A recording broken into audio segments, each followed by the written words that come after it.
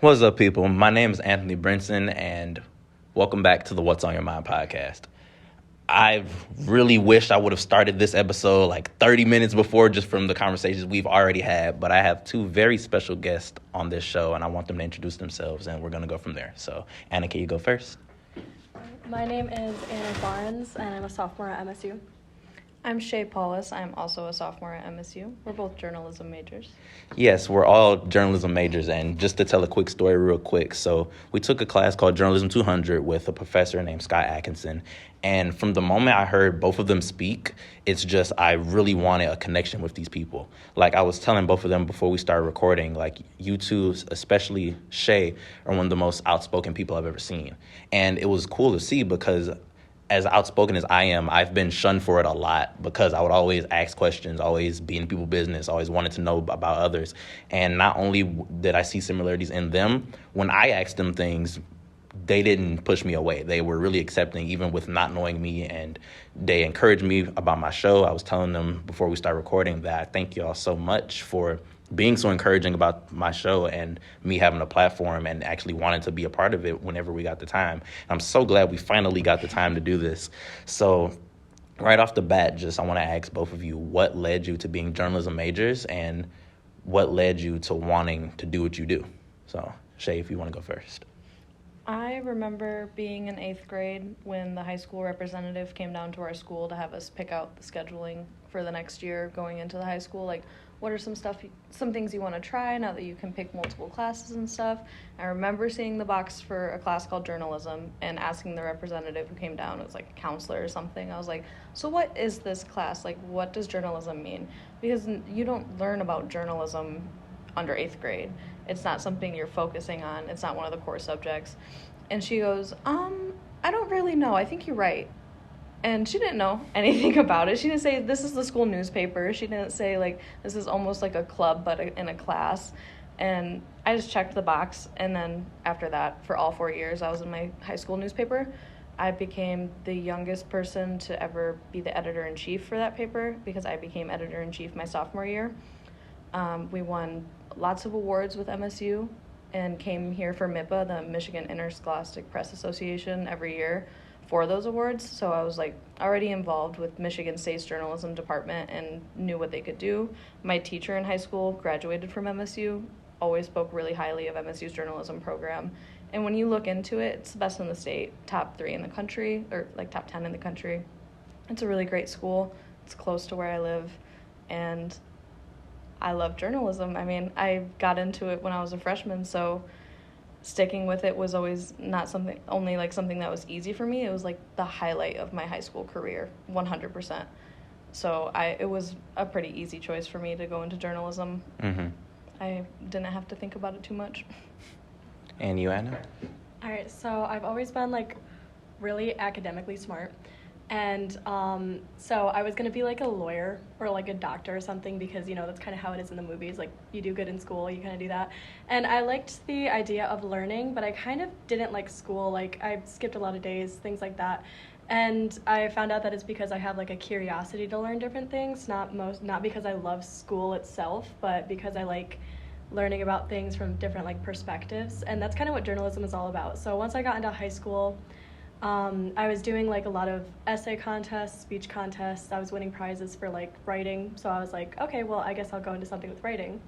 And originally I was going to be an English major just because a lot of writing. And then I had a teacher in high school, and this teacher, like, my entire community kind of hates him because everyone thinks he has like a liberalized like agenda, but he kind of just like shows us a lot of journalism. Like, he showed us a lot of podcasts, a lot of like stories about like things that we'd never like learned about before because, you know, high school curriculum, you know, it's made not really well. Like, you don't learn about a lot of stuff. And this guy was the one teacher that would sit there and teach us stuff that we were never supposed to learn according to, you know, the curriculum. So after seeing the podcasts that he showed us, it was like just people that would go to somewhere where they don't know anything and be opened up to a new world just because they were curious. And the amount of times that class like blew my mind just because it was a bunch of stuff that I had never thought I would learn about, and then like stuff that was just crazy to find out. Like, it's just like a curiosity aspect. So I decided on journalism because it had to do with writing and being really curious and kind of getting your mind blown every day because you interview people that see things totally different from you. So that's kind of, I mean, like, it also wasn't very hard for me to choose journalism. And it's one of the best aspects of journalism to me is that it's so broad. You can go into many different things, even if you just like writing. You can go into many different writing companies and writing styles as well. And it's just so cool. It's crazy how you mentioned that your teacher didn't know like a lot about journalism, because I didn't know what journalism was at all. I just was someone who really loved writing and wanted to have impact on people's lives. I wanted to tell stories. I wanted to help people. And I've always been asking questions since I was younger. I make a joke in the class we're in, Journalism 200, that there have been many teachers who told me, like, stop asking questions, like put a limit on the amount of questions I have. And I can laugh about it now, but growing up, that was really hard because it made it seem like I shouldn't be so outspoken. And then as I get into high school and I write more, there was literally a moment in 10th grade where I wrote a paper and I thought it was just some old paper. And then once I read it out loud, like, it brought people to tears. And even my teacher was teary-eyed, and it showed me like why are people doing this, like, to me? Like, I don't feel like I'm worth this emotion or these type of things. And then I went to my scholarship advisor, told her that I'm really into writing, what can I do?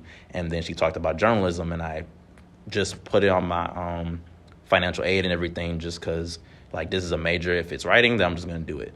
And being a freshman and now a sophomore here, it's shown me that all the things that I've wanted to do can surround around journalism. And just meeting people like you two, or just the teacher we have of Scott, it just shows that this can be a career and you can impact people's lives in a positive way. And speaking of Scott, one of the most coolest things being in that class is seeing y'all connection with him. And I just wanted to ask, I've always been meaning to ask, how did you guys get so comfortable with being outspoken to a professor? Because not a lot of professors care about students. So to see you guys actually cling to him and he actually receive the energy and give it back and be someone who isn't afraid to be himself, that's one of the main reasons why I like him. But to stay on you guys, how did you guys get so comfortable with that and just being so outspoken in a class in general? So... First, I want to go back and, like, what you said about journalism being, like, abroad. I think it is, like, an umbrella degree where I've always wanted, I was torn between, you know, working in politics, working with animals, working with kids, working in my community, traveling. Like, I don't know, I want to do it all. I don't ever want to be bored. I don't ever want to be in one place. And I feel like without going into one of those specialized degrees, I can do it all with journalism. I can be a political reporter. I can work with animals and conservation and wildlife.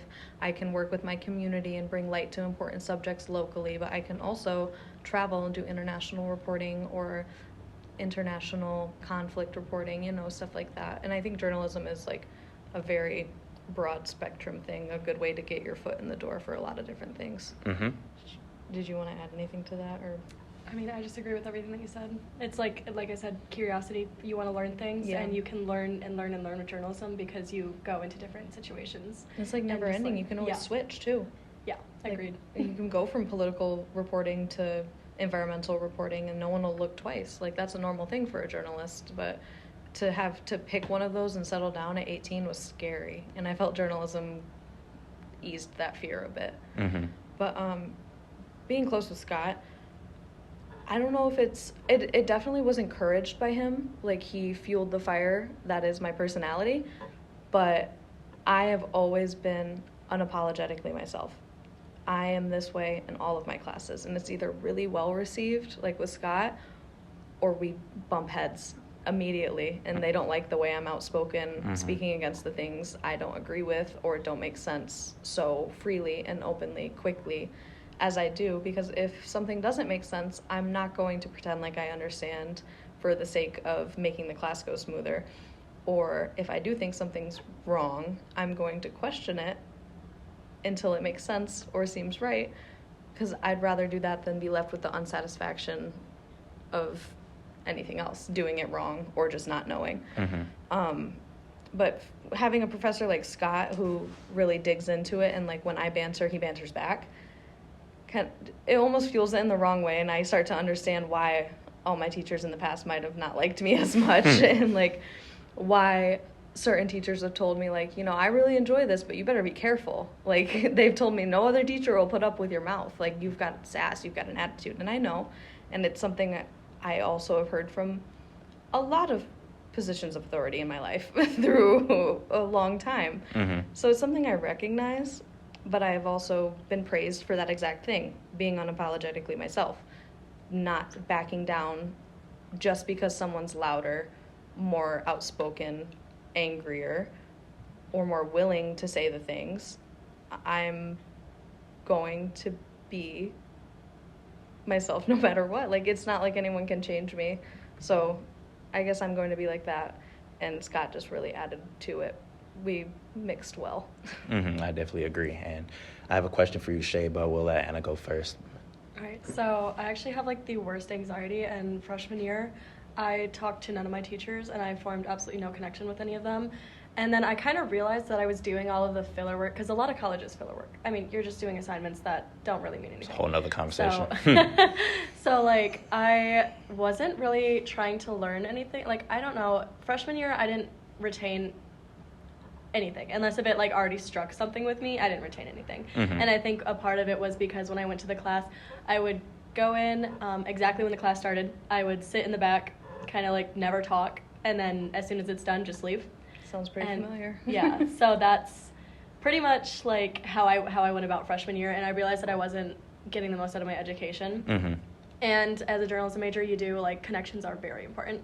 So Scott, like, being so open, and then also having Shea in the class, who, like, I had met before, be so outspoken, and then seeing it received well by Scott was kind of, like, encouragement that I could do the same thing, and, like, it wouldn't, be awkward, and I didn't have to have anxiety about it because he wasn't gonna, like, shut me down or be mean. So I think it was a mix between me just personally wanting to, like, learn and actually, like, be a part of my classes and lose the anxiety part of it, and then also having someone else that did the same thing that would help me through it. So I was like, I have a class half the week, or half the time we're going to Scott's class directly before his.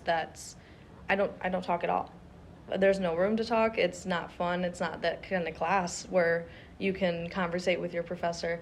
But you go into Scott's, he says something, and I have some smart-ass response under my breath, Mm-hmm. and I'll mutter it to my friend next to me, or maybe even to myself, just because I want, like, someone who's not my friend next to me to hear it and chuckle, because I think it's funny.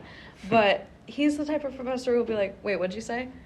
And when he says that, I'm going to repeat myself. I'm not going to say, oh, it was nothing. I'll say what I said, and we can go from there. But, like, other teachers would ignore that. They would just keep working. If it was rude, they might stop and say, well, that was inappropriate, or something like that. And I think his attitude also made a really big difference of how that entire class went, atmosphere throughout the semester, and, like, just connecting with all of his students, even the ones that didn't talk. And I probably annoyed the hell out of the whole time. And just the way he taught, it made it seem like we can learn without it just being so black and white. Yeah. And for me specifically, this semester was really hard, and his class relieved a lot of the hardships of the semester, just because you can literally walk in and be yourself, because he's not going to care. He's going to be himself, but he'll also completely stay on topic, sort of, and actually teach us what he's trying to. Even in the moments where he'll talk about something completely random, you can tell it's something that he's very interested in, and he wants our input. Like, he doesn't just say it just to go on a tangent. He wants us to be interactive so we can get to the point of journalism and being outspoken and being everything that you two are. I think I agree with everything you just said. One of the main things we were talking off the recording that I was talking with Shea with is just her confidence. But one of the main things, and she accepted the compliment, but she also corrected me in the difference between confidence and, I think you said self-awareness, if I'm not mistaken? Self-assuredness. And I just wanted you to explain what you meant by that again, just because it was a lot of great information and just a good difference in the two. Yeah, so I feel like, at least for me, confidence has a really physical connotation. Like, when I think confidence, I'm like, well, she's happy with how she looks. She's happy with how she's being perceived. And I have a lot of issues with how I'm perceived. I wouldn't say I'm very confident. I'm not super happy with how I look. I'm not super happy being perceived at all. I try not to think about that most of the time. I am very sure of myself and my mindset and, like, my beliefs and stance on things. and that's why, for me, self-assuredness has more of a mental connotation, where I'm thinking she's confident with her belief system. She's confident with the values and morals she holds. She's confident in her mind. Mm-hmm. And I wouldn't say either is more valuable than the other, but for me, I think they are different. And being self-assured is just having the strength behind my stances. And if I don't have a solid background behind those stances, I probably won't say them out loud, Mm-hmm. because I don't want myself to look stupid. So if I'm not really ready to defend a stance, defend my belief with my entire backbone, I won't say it, because why would I? Definitely understandable. Do you have any input on that at all, Anna, or do you agree at all? Definitely when someone says confident, I do think of the outer, and self-assuredness, I do think of the inner, because I am probably the same way, honestly. There's probably better words to describe it, too, that I just can't think of. Right. Mm-hmm. But, yeah, I think that I am more confident with how self-assured I am versus confident with how I look or how I'm perceived. I agree with that. Because, I mean, we both can sit here and we can, like, have a conversation that's pretty, like, intellectual, and then, like, have ideas that bounce back and forth, and it doesn't turn into the stuff that we see every day between, like, two different people having, like, different viewpoints, because we're both standing there and, like, being assured in our own beliefs that we can have a good conversation about it. And that kind of, like, that helps a lot, because if you're always getting dragged down by, like, someone else because they're telling you, oh, no, you're wrong, but you have someone that is on that same level and you guys have a discussion and you're kind of, like, and it's, like, a good discussion, it kind of helps you believe in yourself a little bit better. So I think that's, like, one thing. Confidence is hard to build because it's how you look, more than self-assuredness is easier to build because you can always educate yourself on things and become more confident in your own self, like, mind. Yeah. Mm-hmm. I think that's well put. I also think there's that self-assuredness goes hand in hand with open-mindedness. Yeah. Because there is a difference between being self-assured and being a know-it-all, and thinking that agree. what you think is right just because you think it. Mm-hmm. I think what I think is right because I feel well-educated, well-prepared, and educated is the right word, well-educated on my stance enough to defend it wholeheartedly. Mm-hmm. But if I weren't, and I would still defend that stance wholeheartedly, I think there's a big difference. You'd still be self-assured, yeah, but it would just be in a way that's an ignorant way, yes, because there's a difference between, like, believing in what you have to say because that's just how you feel, and believing in what you have to say because you've learned about it so much that you can confidently say you're educated about that subject and have that stance. So yeah, self-assuredness goes both ways with it. And open-mindedness, just always being open to the fact that you could be wrong. Yep. It's one of the most important things you can learn in life is that, one, everything doesn't really revolve around your mindset, but just being open-minded to other ideas.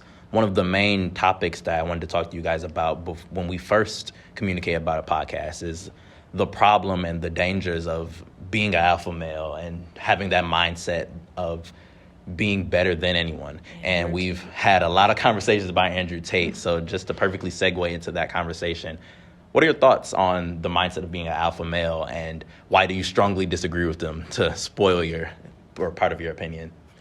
You want to take the lead? Well, I mean, the first thing I want to say is that he talks about females a lot, and he's not a female. So, like, there's so much said in that one quick sentence. Yeah, that was a lot. That we don't even really need to go much further. It's kind of just, he's so arrogant because he cannot understand how what he's saying is wrong unless he listens to the other side, and he will not listen to the other side because he's so confident in his own views and thoughts that there's nothing you can do. Like, it's a good example of being self-assured without being open-minded. Right. That's exactly what we were talking about. That's the worst way to be. Like, he's confident. He knows what he's saying. He knows he defends and believes what he's saying, but he is not open at all to anyone else's perspective, especially those who he is talking about. And that's the most important part, because he's not a member of that group. Mm-hmm. How can you talk about women yet be completely closed off to any input from any woman? It's very, very redundant, and it's one of my first episodes was talking about what happened between Roe v. Wade. And the reason why that decision frustrated me so much is because men have power over things that they're never going to experience, and people they don't even look at as equal. So they would have these strong opinions and express them, but then won't hear from them, won't hear why their mindset is dangerous, and they won't care. And it's one of the many gripes I have with my own gender, just because I communicate with a lot of men all the time that don't really care about other women's beliefs, that don't care about their well-being, and they only put themselves first. And like I was saying to both of you guys before we recorded, that no matter what you believe in religiously, if you are religious or not, this world would be nothing without women. And the progress that I thought America was making, just for America to take a step backwards. Backflip backwards. It's really disappointing, and it's really aggravating living in this world as a man, because not to say that it's my fault, but it's our, as men, fault, because we're the one who make most of the decisions, and we're the ones in power, and then we use our power to diminish anyone that don't share mindsets similar to us. And I just find it really detrimental. And one of the main reasons why I wanted Shea specifically on this podcast is because even when she's so outspoken, she sees other mindsets, and we've disagreed on conversations, and she didn't seem like aggressive. And one of the main things we disagreed about, I made an episode about this previously, is about moral high ground. And one of the main things that we were discussing, it was pretty much big corporations and stealing, for lack of better words, or at least in my opinion, stealing. And when I recorded the episode, I pretty much gave both sides of these big corporations. They accommodate for that, but it's still like stealing is wrong. Shay had a different outlook on it, and I want to hear from her if she remembers the conversation we had. Yeah. So essentially, to sum it up, I feel that big corporations are not affected on nearly the same level as small businesses when it comes to stealing. But they play a much larger role in the systems that create the need for stealing, the situations that would push someone to steal, than small businesses are. I think corporations are to blame for a lot of capitalistic flaws our society sees, like someone being forced to steal food, even if they have a full-time job. Or, a multi-billion-dollar university paying over half of its staff minimum wage, like that kind of thing. They have the money. They budget in accordance and to prepare for people to do exactly what they're doing, because they know they're creating a problem. They acknowledge it when they budget for people stealing, when they create room in their budget to have people steal, because they know that it's going to be out of reach for their audience. I feel that it's not morally unjust to steal from large corporations. I think there's no money coming out of any one person's pocket when you do that. Not the store manager, not the store's district manager, not the regional manager, not the CEO.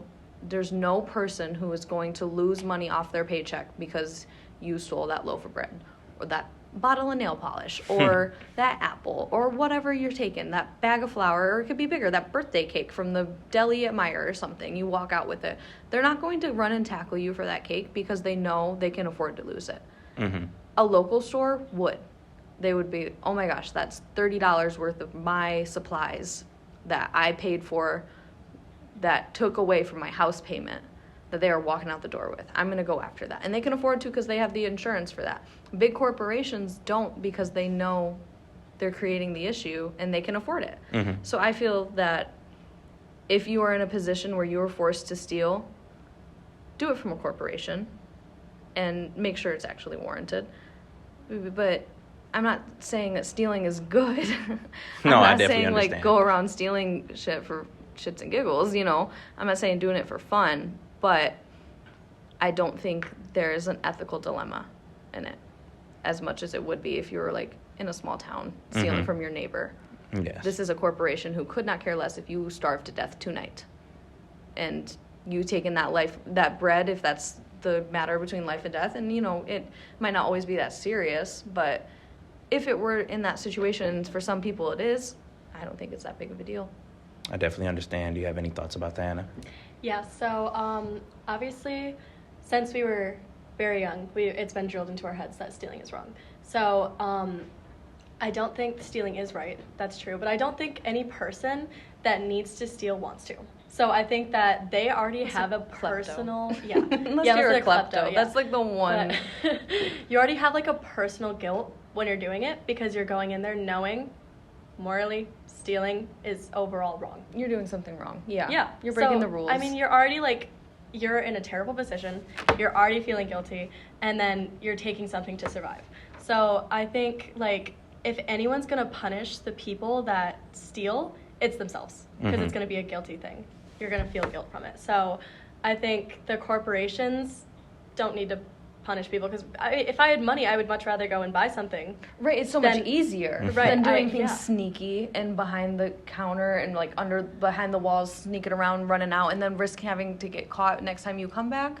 Right. The embarrassment of being caught. Imagine you see someone you know and you're going out the door with your pockets full. Right. And then the alarms go off and they gotta watch you empty your pockets till you can never come back. And then you see like your neighbor walking out the door with their bags that they paid for. No, it's embarrassing. No one wants to do that ever.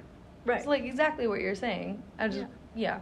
I would hate, like, if I had the money to buy it, I would buy it. If I didn't and I had to steal it, that's because I'm put in such a bad circumstance and I'm already going to feel guilty about it. Like, I know I'm going to come out of that store feeling like shit. Right. It's definitely not the easier option. And it's one of the main things I understand when Shea says her point, because everything you just said is true, Anna, but these corporations could not care at all. They couldn't care less. And like she mentions, they're put in a position to be okay from that anyway. And they're not going to think twice about it. They're not going to think twice about how your life is going. They're only going to focus on the fact that you're stealing. But like both of y'all mentioned, nobody wants to steal. They don't want to be in the position that they're in to have to do that. They're just trying to survive.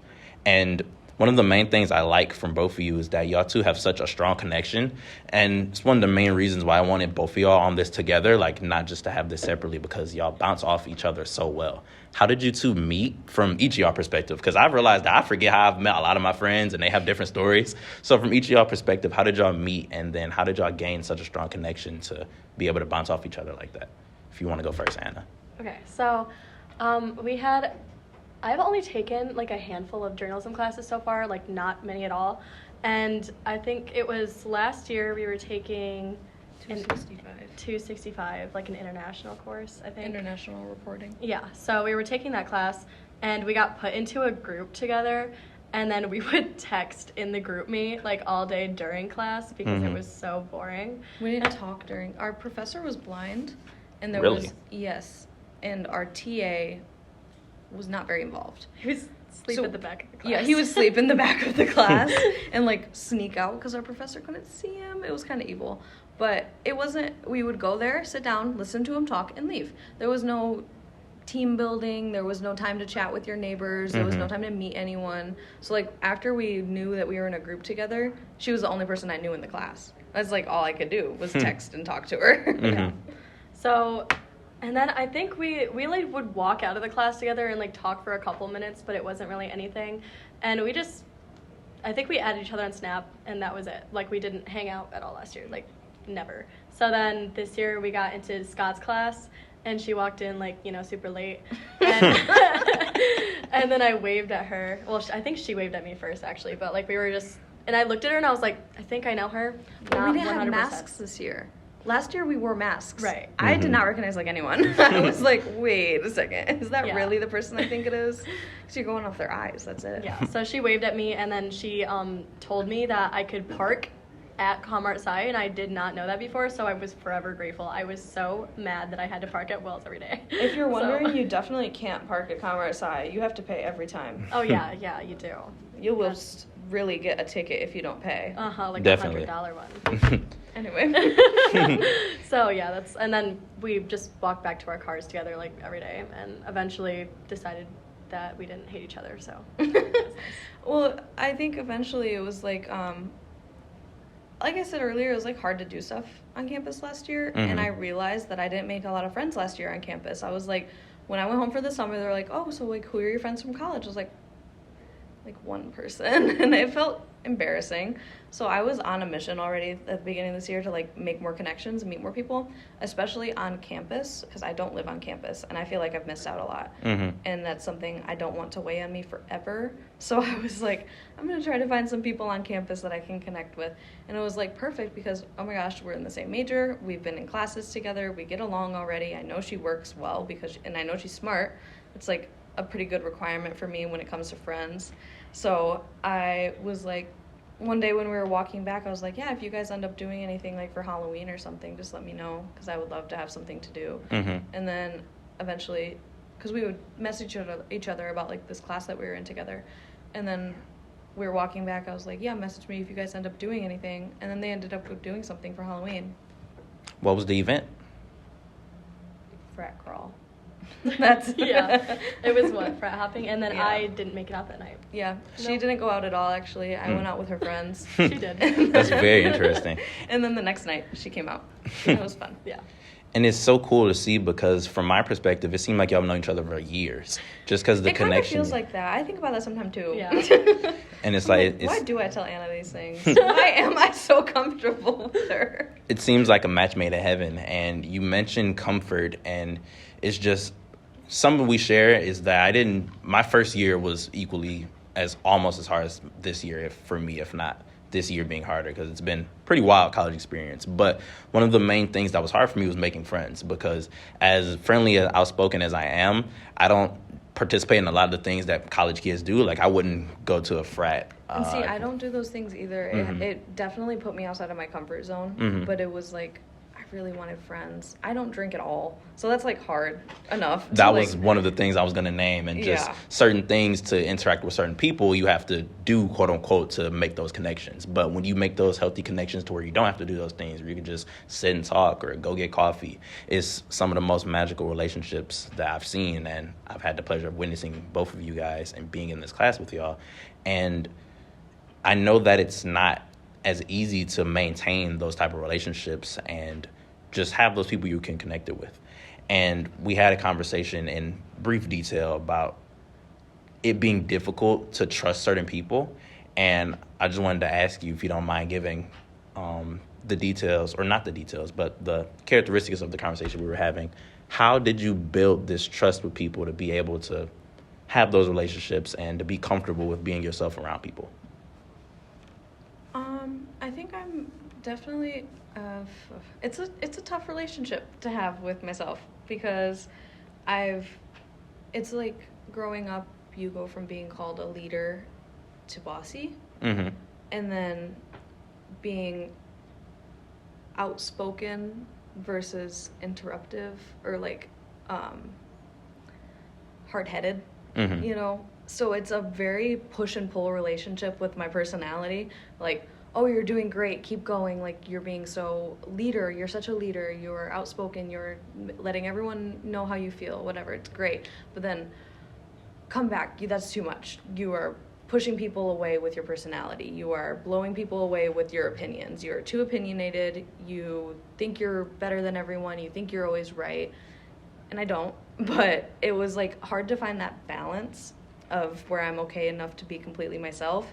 I'm not going to say I like certain things for the sake of saying I like them to get along with other people to fit in. I'm not going to change any aspect about myself for the sake of others, because in the end I will just be more unhappy. Like I'm not going to, like with Anna, like with people who enjoy like partying and drinking and stuff, I'm not going to lie and say like, oh, I've loved doing that. And then we get there and you're like, wow, you were having a terrible time. And I'm like, yeah, I lied. I hate this. I just wanted to fit in. Like, no, I'll say, it's not really my thing, but I'll go, I'll try. I'm open to it.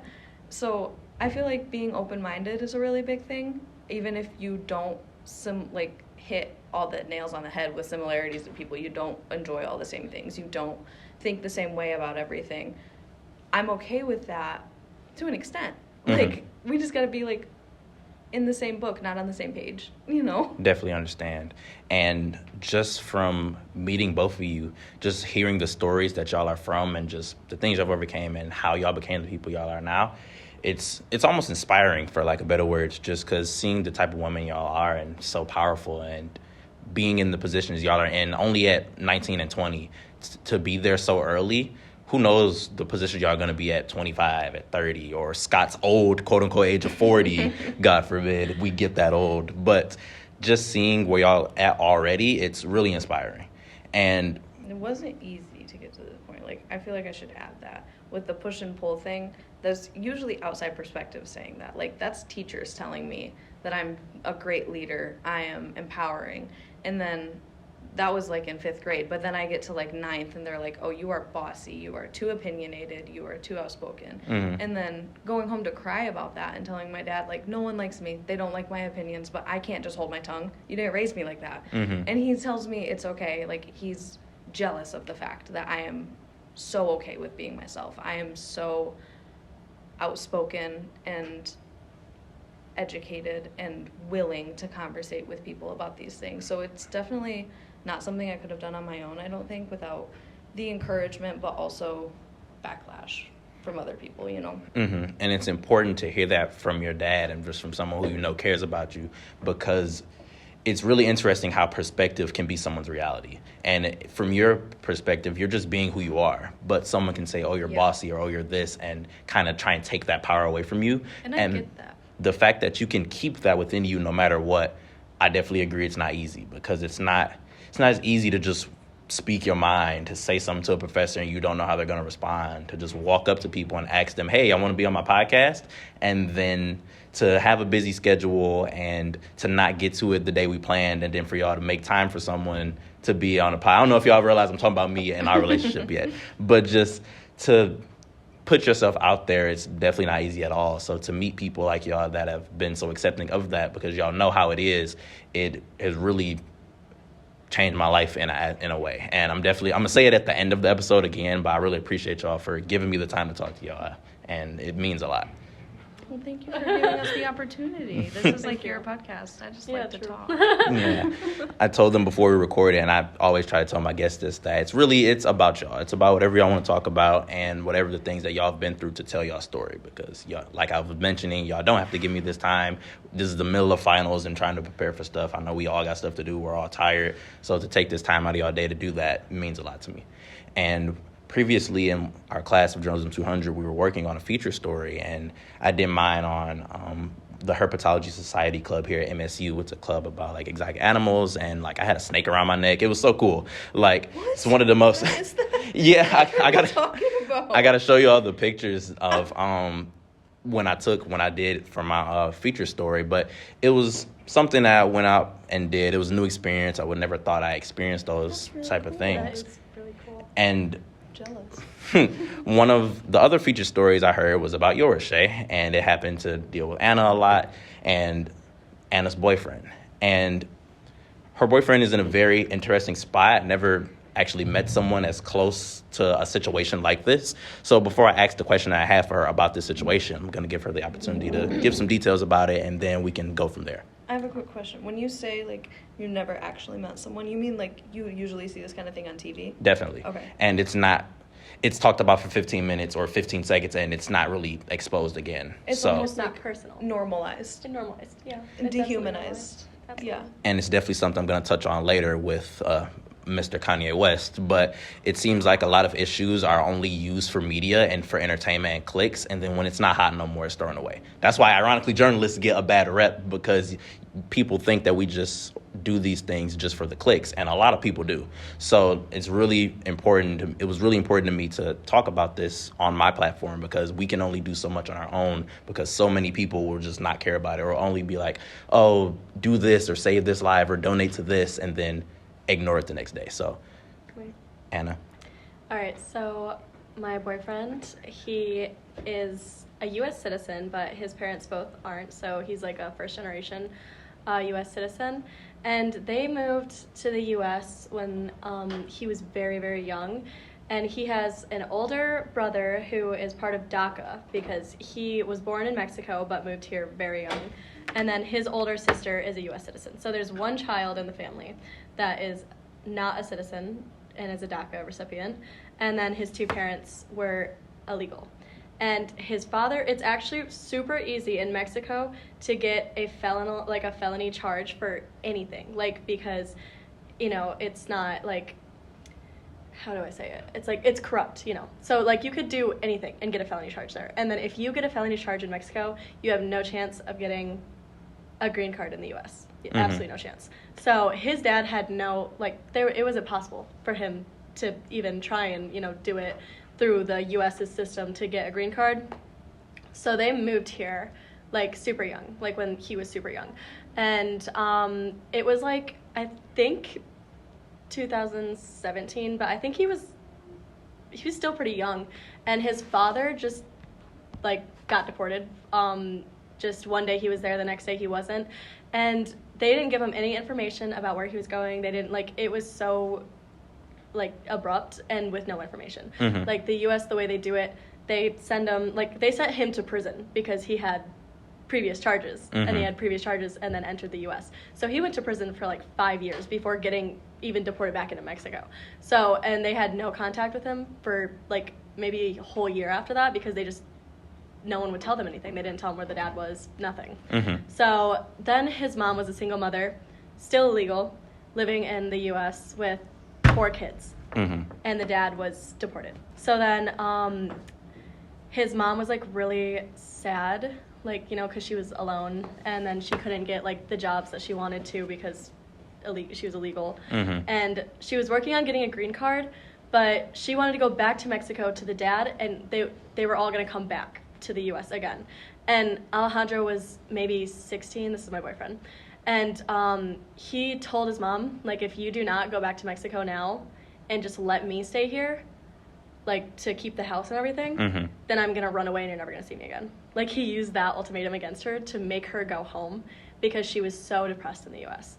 So he flew, finally, like, she agreed. And he flew back to Mexico, dropped her off, and then came back, had to drop out of high school to pay bills because he had to work full-time because high school you can only work 20 hours. And he couldn't pay the house bill that he owned now at 16 years old alone. And so it was just him left in the U.S. and his older sister who lives, like 100 miles away. So he was just alone in the U.S., just working to keep the house so he could get his mom a green card eventually to come back over. And yeah, so his family was split up, and now he has a lot of responsibility. And it's remarkable to hear a story like that. When I was hearing you and Shea talk about it with Scott, when y'all were talking about the story, it blew my mind because at 16 years old, I was playing Pokemon. I was on Nintendo. I was, doing normal kid stuff. And the fact that was stripped away from him is very disappointing for just how systems work, and to have that sort of responsibility at such a young age is remarkable. And the question that I want to ask from this situation is, first, how did you meet him? And then does his situation, learning about it, does that change your viewpoint on life at all, from the sense of, like, things could be worse? Like, does it make you more grateful for him and y'all connection and just life in general, or just how has that shaped your mindset being with someone from that type of experience? Right. So we met at work because, he is a hard worker. So he worked, like, every day. I worked every day, and he was a line cook and I was a waitress. So kind of a funny thing there because it's pretty, like, it's a common stereotypical. Yeah, it's like a trope, right? So, yeah, we met there, and then we became friends because we, like, everyone there that was around the same age, it was summer, so we all, like, would hang out together, and his house was a hot spot to go to because no parents. And at first, I thought that was so, like, fun. Like, I thought it was like, oh my gosh, you own your own house, because I didn't know his story. And one day we were all sitting there, and I was like, where are your parents? And then he said, Mexico. And I was like, no, like, really? Like, where are your parents? like, stop joking, where are your parents? Like, where are they? And he's like, they got deported. And, like, he jokes about it. Like, the way he talks, everything sounds like he's joking. So I really didn't believe him. And I had to, I was like, is he being serious? Like, I'm asking everyone, like, he's being serious. And then, like, he had, like, an interest in me. So, like, I came back over there one time, and he just told me kind of his life story. He opened up really fast to me. And just hearing about it, like, DACA, first of all, I have always hated the way that people that grew up in the U.S. would get, like, if they didn't pay for their DACA membership, which is, like, I think he said it was, like, this could be completely wrong, but he said his brother had to pay maybe $10,000 to renew his DACA. Really? Because after Trump went into office. So that's super expensive already. Any cost on it at all? Any cost on it at all. Yeah, you're paying to live here when you've lived here your entire life, or they're going to send you to a country where you may not know the language, you don't know the culture, or you may not know the culture. You've never lived there. It's not the country that you call home. So, like, I've always hated that, and then meeting someone who had a brother with that situation was just made it so much more personal, because it's not something that I think about a lot, like, because I didn't go through the situation, so it was normalized, like in the media it's normalized. So it kind of desensitized it to me, and then it personalized it by having a close relationship with someone who's literally family members in Mexico right now because he couldn't pay for his DACA. So it was like, it definitely made me happy that, like, or not happy, but like it made me like grateful for my like family, because I don't have to worry about that. Like, I don't have to worry about someone showing up on my doorstep and just like pretty much kidnapping my mom and then not knowing where she is for a year. Like, that's awful. I couldn't imagine. And it just, knowing that he was so young and then was able to move past it, like to like move past the heartbreak of losing his dad so young to build a life for himself, that's actually, like, he's doing so well now. Like, he's making good money, you know. He like doing more than a lot of adults in his position would be able to. Yeah, he's 18 years old working 80-hour weeks. And you don't meet people like that every day. No. It's like a genuine superhero. Like, the things that he do, and like from how you talk about him, he seems like have a great personality, very upbeat personality, and you wouldn't be able to tell what he's been through. And it's one of the greatest appeals of people to just meet them and they don't complain, because he could easily complain. He could have a whole podcast himself just complaining, and instead of doing that, he works his ass off and gets things done and creates a life for himself that he wants.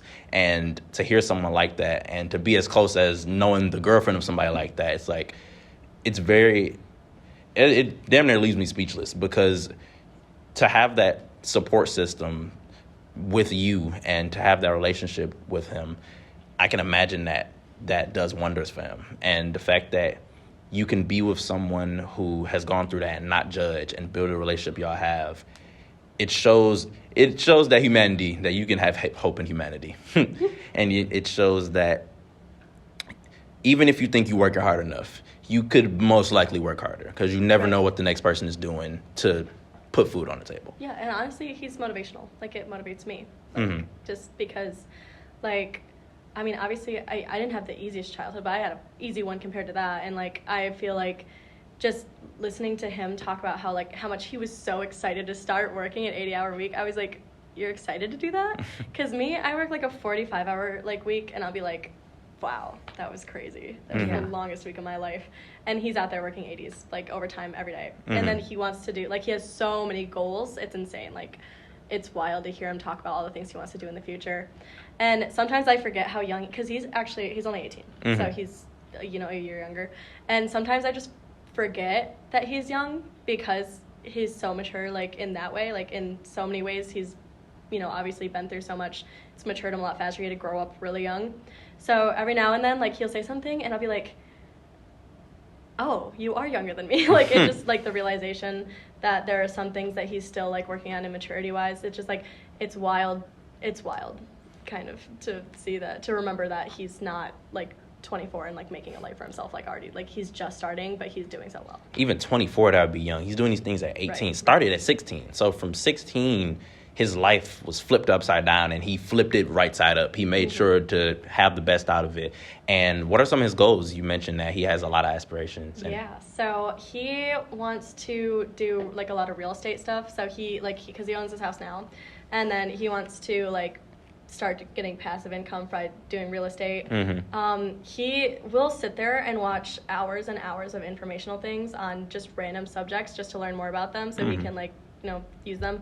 And then he wants to do trades, like, I think, like, maybe electrician, he might have said, HVAC, something like that. I don't know. But, like, he has a bunch of trade schools that he wants to do things for, because he's searched into it, and you can do, like, a different trade every year, and you can get, like, all these different, like, kind of like degrees. Certifications. Certifications. And then, like, he can move himself into a better position every time. So he works and works and works to move himself into a better position. So those are all of his goals. And then he's like the best boyfriend ever. So like, like he's not a jerk at all. He's like very considerate of like my feelings and me. And I think that's just like, you put all that together and it's just really motivational. And I love to hear that. And just real quick, one quick thing. I know you mentioned DACA. If you have any information about that, like what is that? Just real quick for the listeners who may not know, because I don't know either. Oh, really? Mm-hmm. Okay. So DACA is, it's like a program that was made, I think Obama made it, right? Yeah. So Obama put it in place because there was so many children that were born in Mexico, so they didn't have birthright citizenship in the U.S., but they got, like, their parents moved them to the U.S., and obviously, like, when you're that young, the first argument you can make is that they didn't consent to move. Mm-hmm. So, like, even though that, say in it. like, they didn't have a say in moving to the U.S., and they came here, and then, you know, like, now they're illegal. Yeah, they built a life here. Their entire time growing up, they built a life in the U.S. They learned, I mean, a lot of, you know, immigrants might lose culture and language just because they want to like assimilate to the U.S. culture and language to like, you know, ensure that their kid will have all of the U.S. for them. Like they're gonna be able to get a green card. They're gonna be able to do all that. But DACA pretty much put it in place that those kids that spent their entire lives in the U.S. could not be deported because it protects them from being deported. And Trump didn't like that at all. So when Trump got into office, he put in a whole bunch of new shit that like made it hard for these people like to stay in the U.S. To maintain DACA citizenship, yep, specifically is very hard. It requires a lot of legal loopholes that you have to jump through to remain on the radar as a completely legal citizen. A lot more than anyone, 100% more, which is nothing, than anyone who is a natural-born citizen would ever have to do. Yeah, so I've never had to prove my citizenship, but someone who's lived here quite literally as long as me could have to spend thousands of dollars and countless time, energy, efforts, sacrificing so many things, like you said, cultural and linguistically, just for a chance at something they should have naturally. Right, exactly. And it's ridiculous. Yeah, imagine just growing up with someone, they're your best friend your entire life, and then for you to stay here and do the same things as them, you just have to go through, like... everything twice as hard. Yeah. Everything do it with weight on your ankles, yeah. Right. And it actually, the way that happened, like, it made people scared to renew their DACA because they thought as soon as they renewed it, they were going to get deported because that's kind of the vibe that Trump set out, right, you know. So once he got into office, it was scary to even claim that you were part of DACA. Like you didn't want to, if you were going through the like thing to get your green card, it was scary to even keep trying because at any point you could have got deported. And no one even cares, it seems. So it's pretty bad. It's insane. Just to go back to like Alejandro's situation and all, and I'm not like, he is so inspirational, very motivational. He's a hard worker. He has a lot of positive attributes about himself, but I think we should recognize how easy it would have been, much easier than everything he's done, to in turn hate the systems and countries that have put him in this position. Definitely. And how we blame other countries for indoctrinating their citizens and then sending them here with poor intentions, as if that's not what we're doing to our own citizens who identify with those communities. All the systems that were instilled to protect Alejandro failed him. Every one of them. The public school system, the state, CPS, DACA, fucking immigration, everything that was supposed to protect, look out, and ensure his safety didn't do that. And if anything, put him at more risk. He couldn't even go to the doctor. Right, he couldn't do anything. Because he was 16 years old, so he couldn't get a license. He didn't have a garden. He didn't get an education. He didn't get health care. All of these things that were instilled to protect and ensure his safety and well-being worked against him as soon as one overlying issue weighed down, which was the immigration. Yep. I feel like if it were handled differently from that standpoint, from an immigration standpoint, all of those issues and where he is now could have been avoided so easily. And we have to consider how easy it would have been for him to be spiteful and hateful towards our country, towards those institutions, to be one of those people who goes to Mexico because he's forced to, with the plans to come back with vengeance, with the plans to speak ill of the United States, to put himself at more risk because of that. And there are extremists out there who are willing to go find the organizations that would support these hateful outlooks, or find means to make their voice heard. If they're pissed about immigration and they want to go blow up an immigration center, I mean, that's a good way to get the message across if you feel like you've been ignored your entire life systematically. And it's just kudos to him. That's not the easy way out, is to work your ass off and do everything that you shouldn't have to do. And it's sad. It makes me mourn the child that he's lost, his inner child, and then the child that he will never get a chance to fulfill his dreams of, you know, being a normal teenager and not having to spend a majority of your teenage years working your life away behind the walls of a factory. But it definitely wasn't the easy choice. And it takes a remarkable amount of strength and integrity to not only choose that, but pursue it continuously. And like you said, he could easily hate the world. And the fact that instead of doing that, he still is positive, it's like... He could hate the world, but he's continuing to give his life to it. Like, he could have chose to leave the U.S. He's like, man, fuck this country. They do not give a fuck about me. They do not care about my people. They do not care about my culture. They don't care about my life. They wouldn't care if I died. They don't care if my mom died. Fuck this country. But instead, he's in turn giving his life to it. He talked about with me for my interview for his feature story, he could go and serve. He could go in the military and do everything. He could quite literally become government property, and that wouldn't affect his family situation at all. That wouldn't get his brother approved for DACA. That wouldn't exemplify his dad from his record in Mexico and allow him to come back to the U.S. ever. There's nothing he could do from his standpoint to rectify anything on his family's end. And it's just a broken system. It's a horrible cycle, and it's, like I said, it takes a lot of integrity for him to be able to do what he's doing and continue to give so much to it, when I think I would have definitely chose the hateful, easier, spiteful route of, man, fuck this country. Because I live here, and I've gotten all the good things this country has had to offer, and I am still, man, fuck this colonizing ass country. I hate these motherfuckers. And just from a person perspective, I want to thank you for even wanting to write about that, because if you didn't, we wouldn't have known. And that is what being a journalist is about. If you didn't... To be fair, it was Anna's story. Really? And she couldn't write it because of her I asked correlation Scott if with I could it. Because, you know, journalist integrity. And then he was like, no. And I was like, okay, can Shea write it? And he said, yeah. Because I do think it is a story that needs to be told.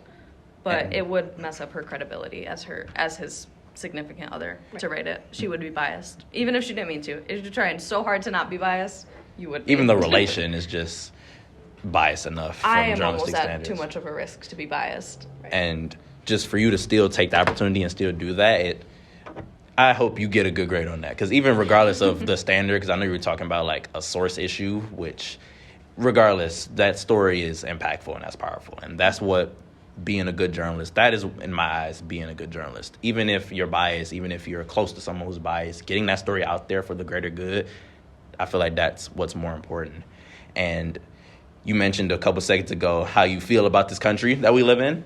And I just wanted to give both of y'all the opportunity to explain and just express really just your views on the U.S. and also some political aspects, because I know we've dove into some political conversations. So just the whole spiel of that, whether it's politics or just the world, because I feel like it's important, even if it's a negative viewpoint, to just get it out there and why you feel that way. So Shea, can you go first? I would love to. I've got some hot takes about this, actually. First, I would like to acknowledge I am in a first world country. I have reaped the benefits of this first world country in numerous amount of times. What? Have you ever heard that some people or some other countries consider us not a first world country? Yeah. Did you know that? Yes. Yeah. They consider us not first world because of, like, I mean, in my brain, we are first world. We are so far from what is considered a third world country. But yet we do have things like Roe v. Wade where our rights are being voted upon. And I think that kind of kicks us back, where you're getting a half and half. We're like, oh, we're voting on human rights. But I, have clean drinking water. We have a public education system. We have a very intricate infrastructure system. But we are still having to struggle with things with, racial inequality, police brutality, bodily autonomy rights, those very rudimentary things that you think would not be a struggle for a first world country, quote unquote, in 2022, especially a country being as young as we are, that rose to power so quickly, so defiantly compared to every other country in existence ever.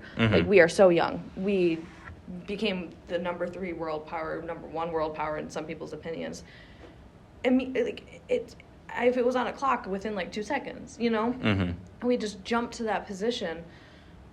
But I also think it's just we had our time of glory, and it's done. I don't think the U.S. can progress further than this. I think we've gotten too big. But I do, like I said, I just want to start off by saying I have reaped the benefits of this first world nation. I know I am lucky for having things as it is. I know I am lucky for not being treated certain ways as a woman. I'm lucky for being able to vote. I'm lucky for being able to say things that I want, to have the right of free speech, to have the right to go to school, to have so many opportunities that are not offered to people around the world in my exact position. By luck. I was born here. That's not a choice my parents had to make. That is fate, destiny, whatever. But that being said, the U.S., I do not plan on living here as an adult. I will leave. Even if I come back here, I would like to spend most of my adult life outside of this country. I think it's deeply flawed, systematically, to an extent that, for me at least, without someone really breaking it down and showing me how, would be hard to resolve without a complete system restart. And in this hand, I'm an anarchist, where I'm oh my god, overthrow the government, we the people will take over, restart a new government. I'm not pro-conflict. No one ever wants war. But I would see the benefit of a conflict of government versus people in the U.S. because in my mind we have excelled so quickly, so fast in the past 50 years, not to mention 100, that our government cannot keep up with the societal standards its people hold it to. Especially, it's so much worse in the United States because we are so big. We have such a centralized government to cover billions of people. But we have federal laws that we think can apply to all of them like a blanket. And it doesn't work like that. There are always going to be outliers. And the bigger the population, the more land you have, the more outliers there are going to be. And the more that central government, that one blanket, is going to cover less and less. So I think ideally, oh my gosh, I'm writing a fiction novel. This is the future of the U.S. Civil War happens. The country collapses for a little bit. The government collapses. We reform as numerous smaller nations that are more easily governed, more easily democratized by the people, led by the people. And that, when you say it out loud, that's literally just what happened in Europe. It was one big, what's the word I'm looking for? Would it be uprise, revolution at all? Kind of, but it was one big, kingdom. What's the word I'm looking for? One big... Nation? Yeah. Empire. One big empire. And eventually a revolution led to smaller, different ones. And I think that's what the U.S. needs. I think it's too big, got too many people with viewpoints that are accelerating and changing and able to be shared too often for one centralized government with a median age of 80 years old to control effectively. We got so close last 2 years, starting with the George Floyd. California was in riots for weeks. There are areas of San Francisco that are still lawless zones controlled by the people that cops and police and law enforcement cannot enter because they're zones controlled by a nation of people within it that are self-governing. Mm-hmm. Like, they live outside of the law. They have broken against their government and, like, defy them. And then you get, like, the insurrection that almost happened on January 6th. We have never been closer to a revolution and a complete breakup of, and we kind of built it ourselves being a two-party system, because now you've got, right or wrong. Well, you've got, are you on the left or are you on the right? Are you red or are you blue? And when it comes down to, like, something like on January 6th, well, if you're a conservative and you're supporting what's happening on there, you're on the other side of me. Mm-hmm. And it kind of draws that line. So I think the U.S. is very flawed, needs to be smaller. I think that's what they were kind of attempting with state government, but when state government, it's not localized enough to, like, actually be effective when you have a federal government that's overpowering them every step of the way. So I guess the U.S. is flawed, needs some big changes. Mm-hmm. I'm kind of an anarchist when it comes to that. I am all for, like, get involved with local politics and make some changes, but I just don't think they can be done on a scale or dramatic level that it would need to be truly effective in today's day and age. With you saying that leads me to a couple interesting questions. First off, how you feel about a purge? I just randomly thought about that. What do you think about a purge? I think that's kind of stupid. I don't think... I mean, a purge is... I mean, that one, like... I don't know if you've actually, like, watched the movies, but, I mean, it's targeting low-income places. So, I mean, that would exactly how the U.S. would do it. If the U.S. had a purge, like... Yeah. It's kind of realistic. I would not put that past the U.S. Oh, yeah. Yeah. It is definitely classist as well. But I think the purge is totally different. I mean, that's the government giving you the permission to do things. And at that point, you're just giving more power to the government. Exactly. And with the idea of protesting and just standing up for what you believe in these certain things, sometimes you would hear the term peaceful protest. Do you feel that should be a thing at all, or do you feel that any type of protest, whether it's violent or not, is necessary for change? I do think protest is necessary for change, period. I think, and when you say protest, I feel like a lot of people think, going outside, not doing what you're supposed to, like causing a disruption. But protest can also be, not doing a certain aspect of your job because you think it's wrong. Like, it's hard to think of an example. Let's say I'm a bagger at a grocery store and we just got these new bags and I know they have, like, a really harmful ingredient in them. I will bag with all the other bags. When I run out of bags, I guess I'm not bagging. That's a protest. But it's not, like, harmful non-compliance, I feel like protests can be peaceful, and peaceful protests are important, valuable, and can be impactful. But I don't think real change can be done with only peaceful protests, especially when the powers that be, the fists that's crushing, don't follow those standards themselves. It's not like they're looking out for you. No, they will put their knee on your neck and suffocate you. Even if you're just sitting there being a good kid, if you're being a good person, you're doing what you're supposed to. I'm not causing anyone any harm. I'm not doing anything wrong, but that would still cost me my life. And I feel like it's always been like that. You're not peaceful. It's a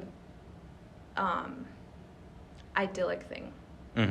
It's nice in theory, but it's never in actuality going to be what can make the change. It's a good stepping stone. Definitely understandable. And Anna, do you have any views on just the United States or politics or anything that Shea was talking about? Right. So I think the biggest thing for me, the most annoying thing, is the idea that the Constitution hasn't been rewritten in so many years. Because I mean, that's like, it's a pretty basic one, but it's so important because, I mean, it was written so long ago, and with every generation that we have, which is also why I think it's important to have young people in office, because each generation moves towards something that is now seen as more like free, more justified, whatever. So I feel like with the Constitution not being rewritten, from the times that there were, women, like, didn't work, they weren't allowed to, they couldn't vote, to the times that there was literally slavery, and it hasn't been rewritten since then is absolutely ridiculous, because how do you expect the country to move forward when you can't even do that? And it's so hard to change the Constitution too. Like, it's extremely hard to change it. So yeah, we had like Roe v. Wade, which was a precedent for all court cases after, because abortion was ruled as, you know, like legal. And then because it was, you know, we couldn't put it in the Constitution. Like, I mean, it'd be so hard to put it in the Constitution because that's just how the U.S. Constitution was written, and that's how the U.S. works. It was so easy to, you know, reverse that and step backwards. So, like, just not rewriting it opens us up to stepping backwards so often. And I think the two-party system is another thing that's really messed up, because Shea said it like once, like, you're either right or wrong in people's eyes. So there's actually a guy, I think his name is Andrew Yang. I just searched him up because I wanted to make sure that I got that right. But yeah, so Andrew Yang, he does like an independent party, and he runs as an independent party, and there's not a lot of support for it because it's independent and we're in the U.S., right? But it's called the Common Sense Party, and it kind of meets things in the middle. And I wanted to talk about this because there's a couple of interviews where people will be interviewing him, and they'll be like, okay, so what's your stance on it? Like, allow guns or don't allow guns? And he's like, well, the common sense answer of having more restrictions on them and having, like, you know, limits and stuff. And then the guy was like, well, how would you expect to get votes if you won't take a stance on it? And he said, I just took a stance. And he's like, no, you didn't. Guns or no guns. And that's exactly how the U.S. is. Yes, like, it's that's a really good all analogy. or nothing always. And that's, like, And it's not a solution. No, not at all. Not a solution at all. So, I like, mean, in that specific case, like, there are more guns in the United States than people. Yeah. There are numerous people who have an entire armory of guns right. for themselves. There's no way any politician ever could say, I am no gun. I am anti-gun. Come closer. Because it's unrealistic. Yeah, it's Right. unrealistic. There's even if the whole nation were to wake up and say, you know what? Yeah, we'll agree to that. No guns. What about the ones who acquired it, like, for bad reasons? Right. Like, who are fine with breaking the law? Like, they're like, oh, you're doing a buyback program? I don't care. I'm going to rob with my gun. Like, and there's a whole, it's just unrealistic to ever expect to be gun or no gun. That's not an option at this point. We've created a environment that is unobtainable without guns. And, you know, one of the things that, you know, there was supposed to be the big red wave this last election. And one of the reasons that it didn't happen is because when, you know, the Republican side would take a stance on abortion, and they would say, absolutely no abortion, no exception. That's, like, a lot of people are pro-life, or pro-birth, actually, more like. But, and one of the reasons that they couldn't get the votes is because they, even for rape, incest, things like that, they would take a hard stance on no abortions. So, like, even there, if you had met in the middle, I can almost guarantee that Republicans could have won a lot more seats than they did. I mean, in the U.S., like, I mean, in Michigan, like, you know, Governor Whitmer, like, one of the big selling points, Prop 3, everything, was abortion. So imagine if... That's why I voted for her. Right. Imagine if Dixon had changed the narrative and said, you know, I'm pro-birth. I'm pro-life, as they would say. So, but I don't think that, like, rape and incest should be, like, you should be able to have an abortion for that. And that alone would have been enough to sway me. Right. At least like, a little. At least a little bit. Right. Like, I wouldn't have hated her as much as I Right. did. So that's, like, the big thing in the U.S. that it just really gets me because it's all or nothing, always. And so you're on one side, and you have to be on that one side, and it radicalizes all of the presidents, because a president is not going to run in a middle ground because they're not going to get votes. They have to take a hard stance on everything to get the vote. That's, like, why the independent and green parties will never succeed. Will never succeed. They can only take away votes from the other two parties, which, as anti-two-party system as I am, it's harmful. Yeah. More than it's beneficial to have a third party at this point. At this point, it is. Exactly. Because it just takes away. Exactly. And if, let's just say that you had someone that was independent leaning, but they chose to run for a certain party, like, that party would lose.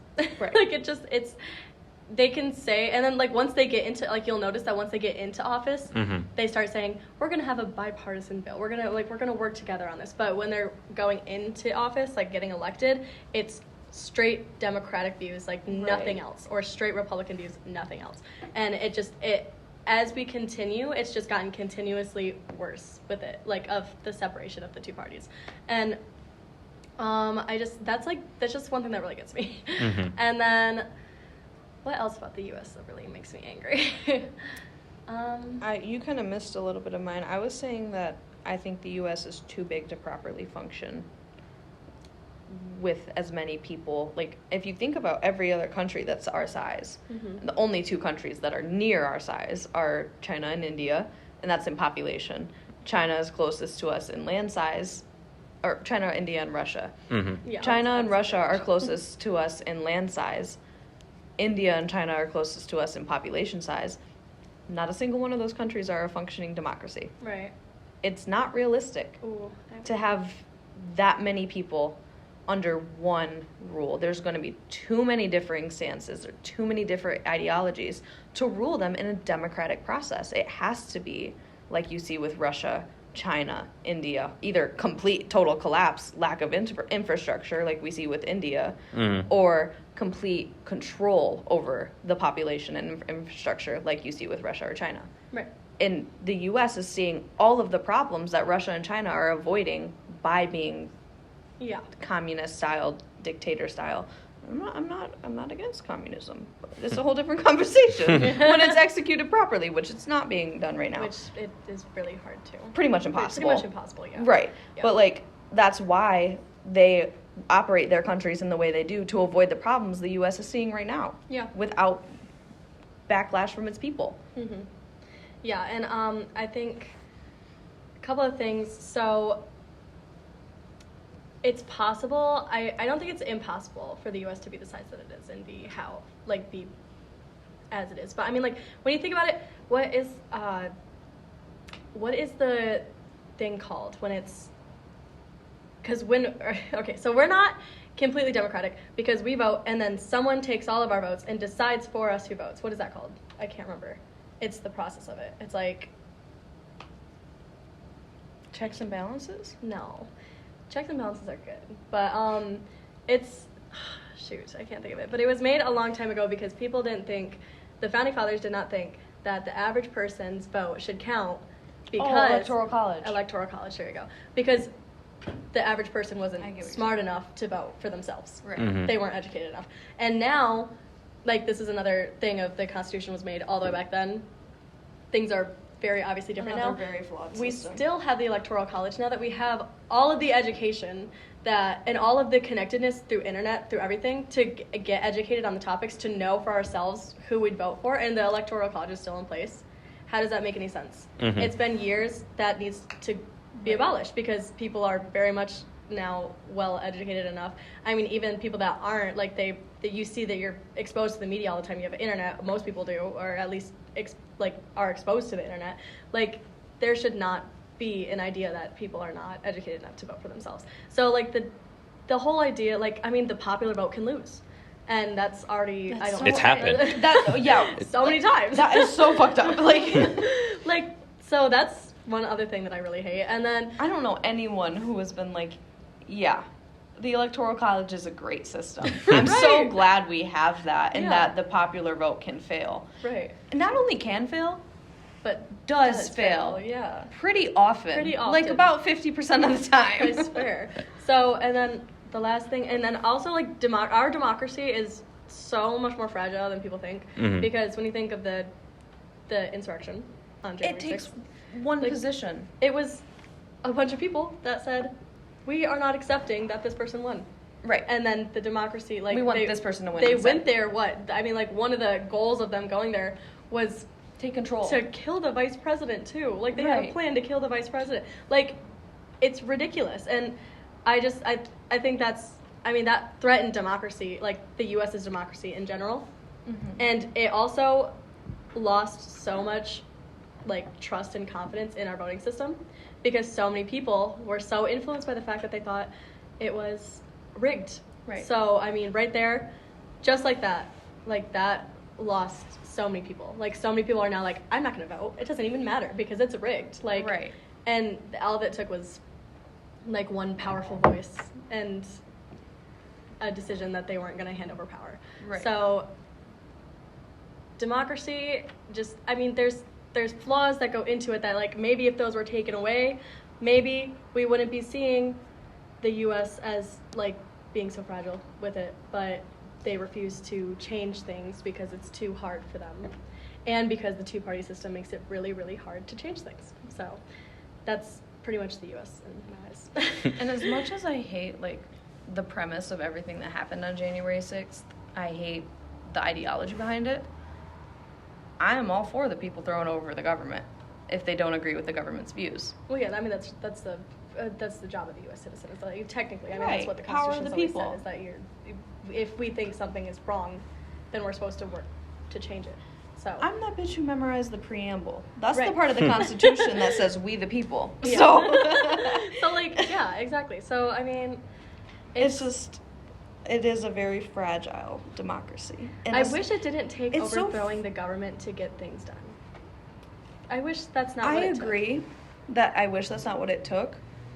But if they can't It change is, anything. and it's so hard to even do that. Like, the government is so big. It would be so hard to It would the be. government. No, it would be just complete anarchy for at least a couple years. And oh my gosh, Like, just they have collapse. us fighting against each other. They have every single person in this country fucking fighting against each other instead of fighting against the person that's causing all these problems, because it's the government that's causing the problems, and we decide to fight with each other because I'm, let's just say, like, I'm not Republican, but let's say I was Republican, you're, Democratic, and now we're mad at each other. Just for that fact. Just for that. Right. And it's the government. Like, it's like pitting We were each posed other against each other, yeah. It's- I had a very sucked. interesting conversation just like that, where I was getting to that conclusion, like, hey, take a second, think. We have a common enemy here. Yeah. Like, enemy of my enemy is my friend type of thing. Yeah. I was talking to a police officer, and I am a part of the population that thinks the police should be defunded. And I'm not saying completely taking funding away completely. I'm saying maybe reallocating those funds towards different state departments or different resources that may be more applicable to situations that traditionally police would be dispatched to, like mental health professionals, paramedics instead of ambulances, or having medical teams be first responders to mental health crises, or rather than cops, Right. rather than Yeah. forced. I feel like cops have a specific job, and they are currently being forced and funded to do things so that they many- shouldn't. That they shouldn't. That shouldn't be their doing. responsibility. No. Right. No. So I had a conversation with a police officer about this, where I was like, I don't think you guys need $8 billion a year for defense training. Like, how many defense training classes did you take? He said 1.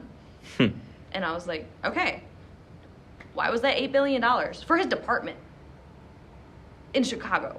The police department of Chicago. Yes, that's a really big police department. That's like biggest in the nation, one of them. Mm-hmm. But I mean, how useful Also is one of that the ones really? that have the worst Most rep. most mean, issues, yeah. right. And he was a police officer who was not seeing those issues. And I was like, okay, let's take a step back. Let's say you got someone robbed a corner store. I'm sorry. Who like robbed a corner store. You're going to arrest them because they robbed, right? Mm-hmm. Why did they rob? Can we think about like what put them in that position? What in your society made these people feel like it was rob and risk rotting in jail for the rest of their life, losing their kids, losing their job, losing whatever they've got right now for that loaf of bread or what the fuck ever, the cash full of a drawer full of cash. So are you going to blame that person or the systems that made them feel like that was their only option for survival? Right. And he was like, oh, well, obviously I blame, okay, so let's keep going.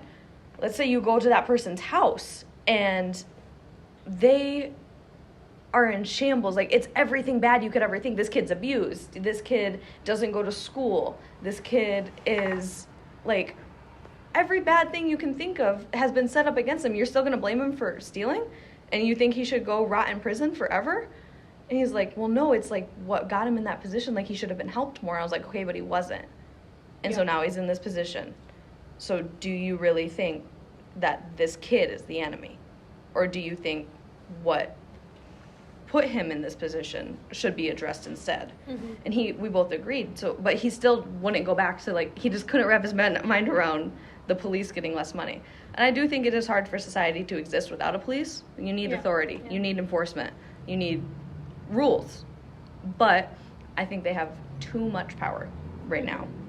And, like, it just goes back to the I mean, common enemy. The government needs complete total reform. And you need to spread the power too, like you said. Like you want to defund, like your idea of defunding the police is defunding them and funding Reallocating, different parties. yeah. Like people that would deal with things that they're extremely trained and understanding of. Right. So like mental health in general. Like the teacher that I had in high school that everyone hated, like my whole community hated. He showed us like a video of this woman on the highway, and she had walked out of the store with a bag full of, or like with a couple items because she had dementia. So like she literally, or like, no, I don't think it was schizophrenia. It was schizophrenia. So it was like a mental thing. Like, and she walked out with it because, you know, and then someone called the police because she was stealing, like from the store. Mm-hmm.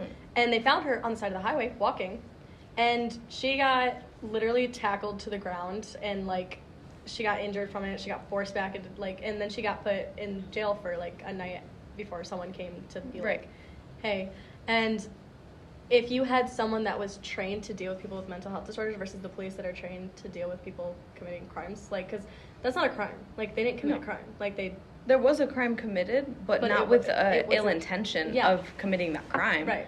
And like, police are trained to use force. Mm-hmm. They are trained to enforce things. But in reality, they are public servants.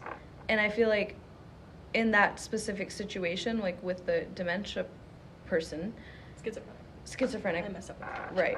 That's a health problem. With anyone who's mentally ill and the police are being dispatched, there is a large amount of blame that can go to the police. Mm-hmm. But we have to, like I said, just keep going further. Who sent the police there? Who told the police that it was a good idea to handle that? Mm-hmm. Why were there no other options? Yeah. Why was someone not better equipped to handle that situation sent there in the first place? Mm-hmm. And then you go back to central government. Like, complete systematic reform is needed so direly that, in my opinion, that's why I'm, like, kind of pessimistic about it all.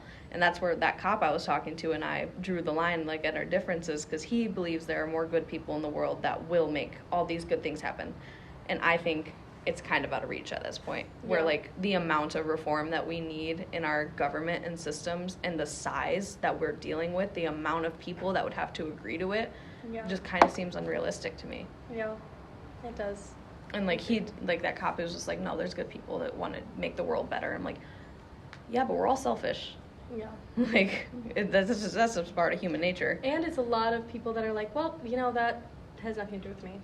Right, yeah, that's because it's not a close community, because we right. are, and I guess that comes to play of the big country, lots of people, you're not close-knit at all, like there's no, like, feeling of community across the whole country that would make people want to stand up together, so. And the further that goes on, like, the larger those divides get between politicians and the regular people and the country's elite and the common working class, the bigger those issues are going to be. Like, they cannot even for a second fathom what it's like to be in the position of the people they are meant to be emulating. Yeah.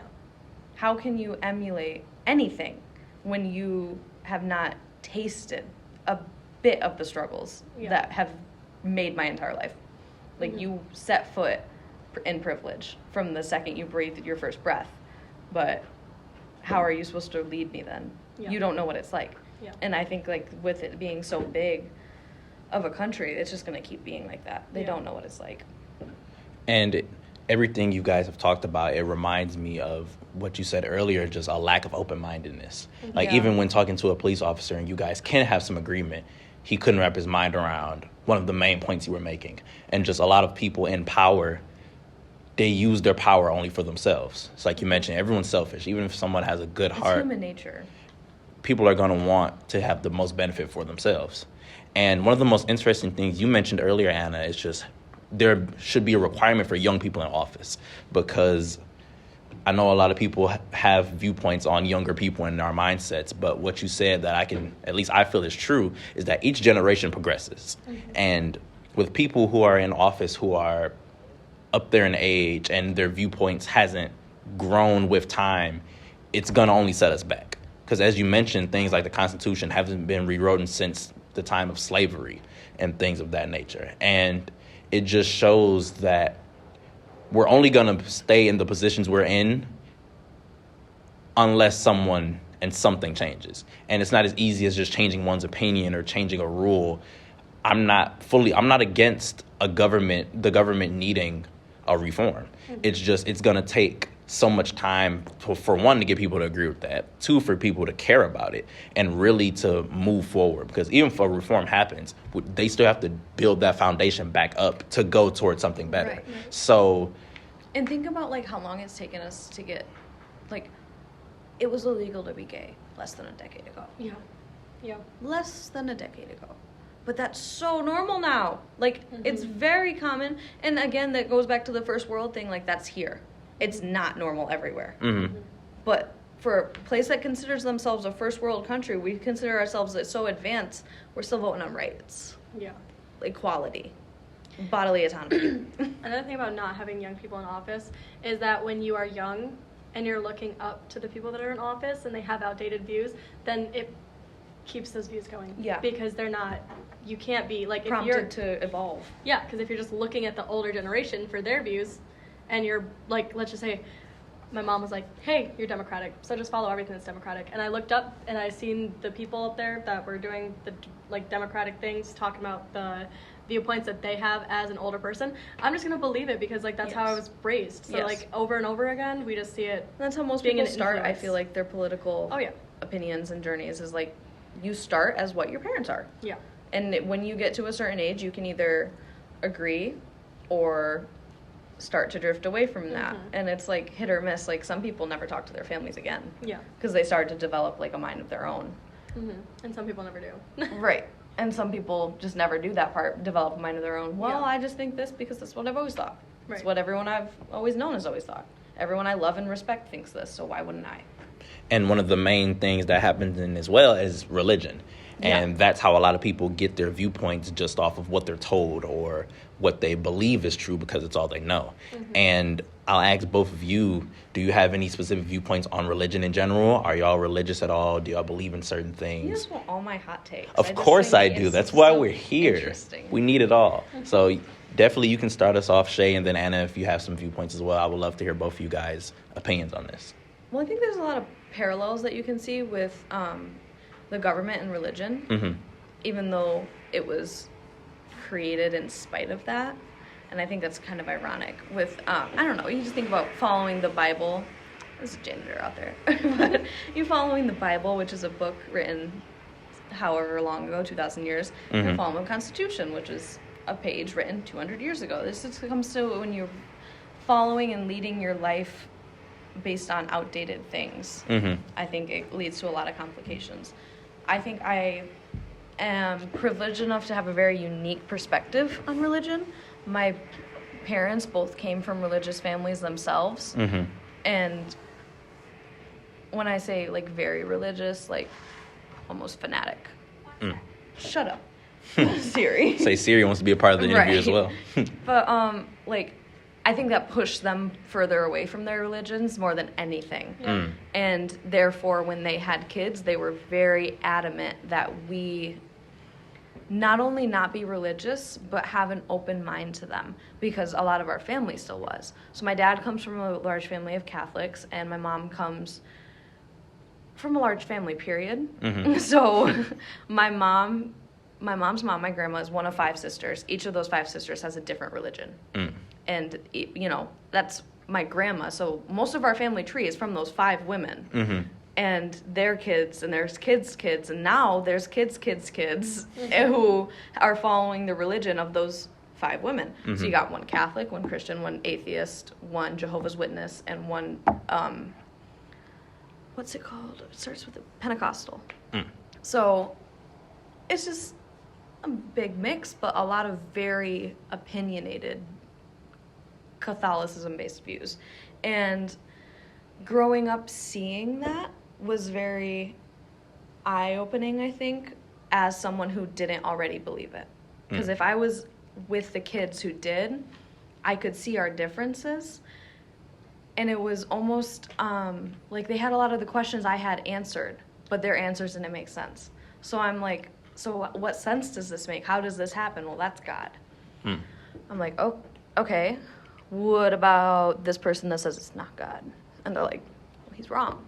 So then you got to pick a side, And it gets hard because then you get stuff like evolution. Mm-hmm. And that was a big thing when I was like in like 4th or 5th grade. I remember talking about that. Like, my mom says we come from monkeys. My mom says we come from God. So which one is it? And that's like and this makes you pick a side, similar to the government. Right, and that picks a rail for like your entire life of, oh, am I more science-based or am I more faith-based? Mm-hmm.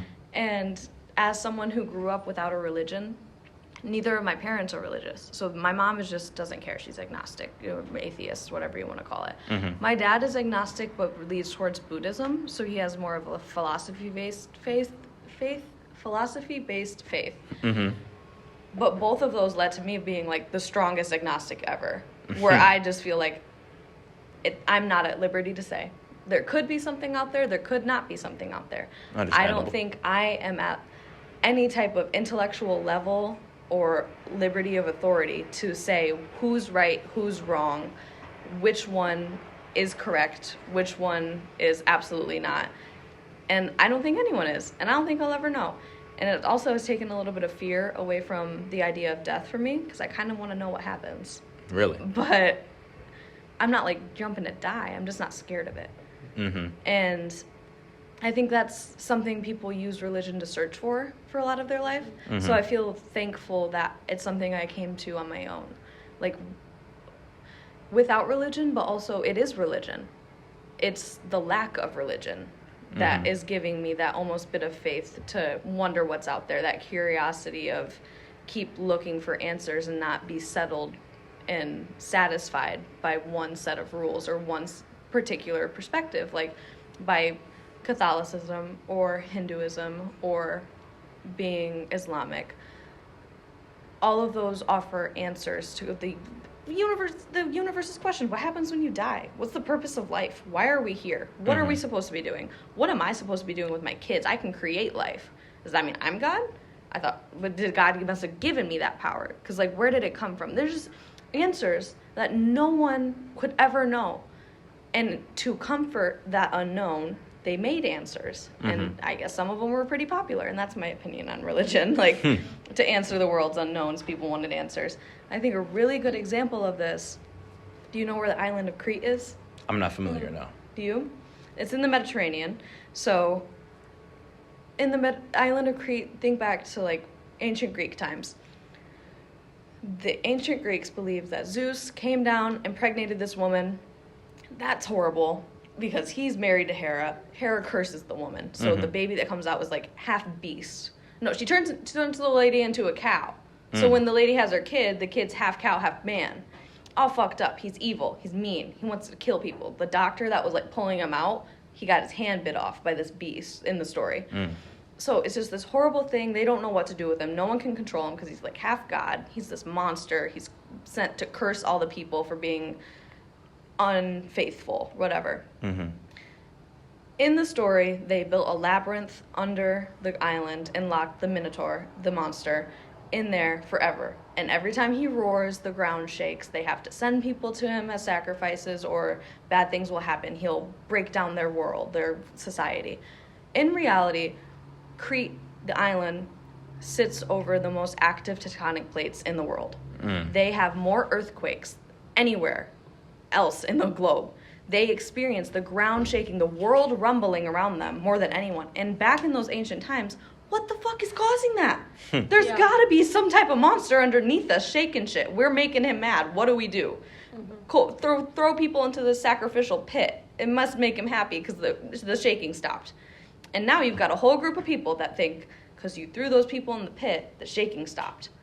But science-wise, those were earthquakes, and they weren't correlated. You know what I'm saying? Definitely. So it's easy for people to have these great unanswered questions and be comforted by answers they can create with religion. And for me, I was never uncomfortable not having those answers. So I never sought after religion in that mindset. It's one of it's the topic of one of the papers I've wrote. I've mentioned it to Sky, sent it to him to get his opinion. It was pretty much, it was for a scholarship. And the prompt was, why do you feel people believe things about COVID that are proven not true? Hey, I have also started that. And my whole thing, I titled it like why, the wants and need for a reason. And my whole point of the paper, I compared it to people who believe in zodiac signs. And whether one of the main points before I get on the tangent of the main thing was that you can't judge someone's beliefs because as easily as you can question their beliefs, they can question yours. And the main point I made was that if someone, let's say they say, I don't know, a Gemini, all Geminis are bad. And you look at them like, why? I don't. Is that one of y'all? I tried to guess whichever one. Which one of us? I have no idea. Eeny, meeny, miny, you? Question mark? Okay. So it's like, I don't know. Anna is a Gemini, to be clear. Okay. Because I'm looking like, I don't know. I only know mine because somebody told me. I'm a Sagittarius. Really? Are you a Leo? No, I'm a Taurus. Interesting. Yeah. I never guessed that. I wouldn't have either. And the main point I was making in this paper was that I think if you someone just made your point right there. When Yeah. I'm sorry. Go if ahead. someone goes through a lot of bad experiences, let's say a Taurus, like, oh, I've dated 5 or 6 Tauruses and they've all treated me a certain way. People don't want to go through bad actions over and over again. So they create this reasoning like it must be because of this. So then they choose to not follow those actions no more to avoid being hurt. So it's never okay to me to bash someone because of their beliefs or just different opinions. Because like I said, I don't know nothing about zodiac signs. I don't personally believe in them, but somebody does because of certain things. Mm-hmm. So the only reason they're going to believe those things is through their experiences. Mm-hmm. Yeah. It's very similar. Excuse me, I'm sorry. To we looked into my anthropology integrative social studies class. Mm-hmm. That is just an anthropology class. That looked into the logic and science behind stereotypes. And Okay. it's just what you said, like repeated actions to confirm a bias against a Yep. group of people. Confirmation bias. That's But how I feel about that entire thing. You can't generalize an entire group of people off of a small sample group. Definitely or agree. that's by book what a stereotype is Mm-hmm. versus a generalization, which are different. Definitely. Yeah, I did a TED talk about how people are really easy to believe things that like let's say because you're a woman, right? Let's say you're a feminist, okay? If I said you hate all men, and I went around That's telling that to embarrassed. people, and I was like, yeah, she hates all men, and then you said something like, man, these like men just don't get it or something. Someone's gonna sit there and be like, oh my god, she hates all men because she's a feminist, right? And she just said that. Because I heard Anna say that she hates all men, and then she just said, "Oh my God, men do this." That literally means she hates all men. Yeah, so like it's just a Right. continuous confirmation bias of this. That's why stereotypes, I mean, thrive. But Yes. you find one There's a person whole that fits logic that behind stereotype. this. But I yeah, highly recommend ISS 310. It can open a whole can of worms and just talking about these things because you got to go into the mindset on how they get there. Right. And there's always an origin to some of even the worst things in the world. There's always a pinpoint of something that happens.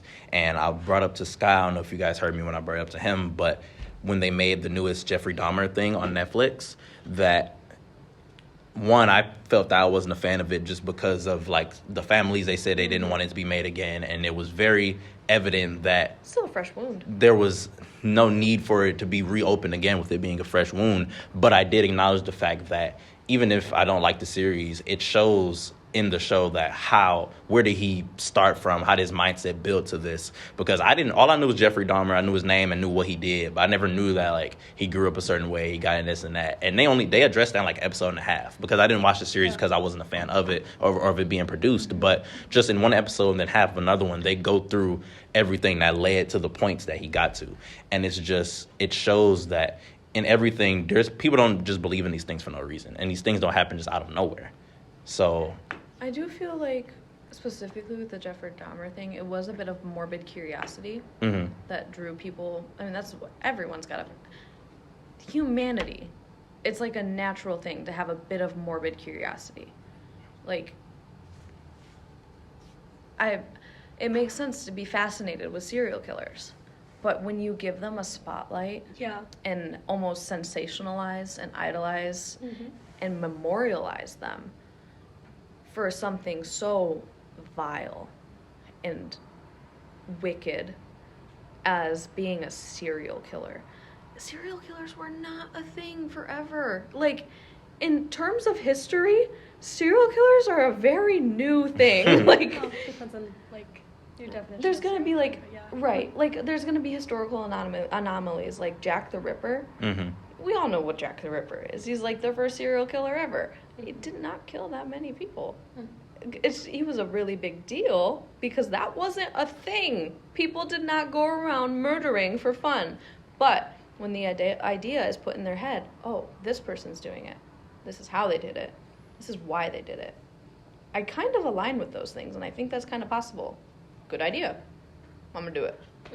And I feel like that's exactly all the Jeffrey Dahmer things have ever done. They show how he did it, how he got away with it, what he did to avoid the police. Yeah.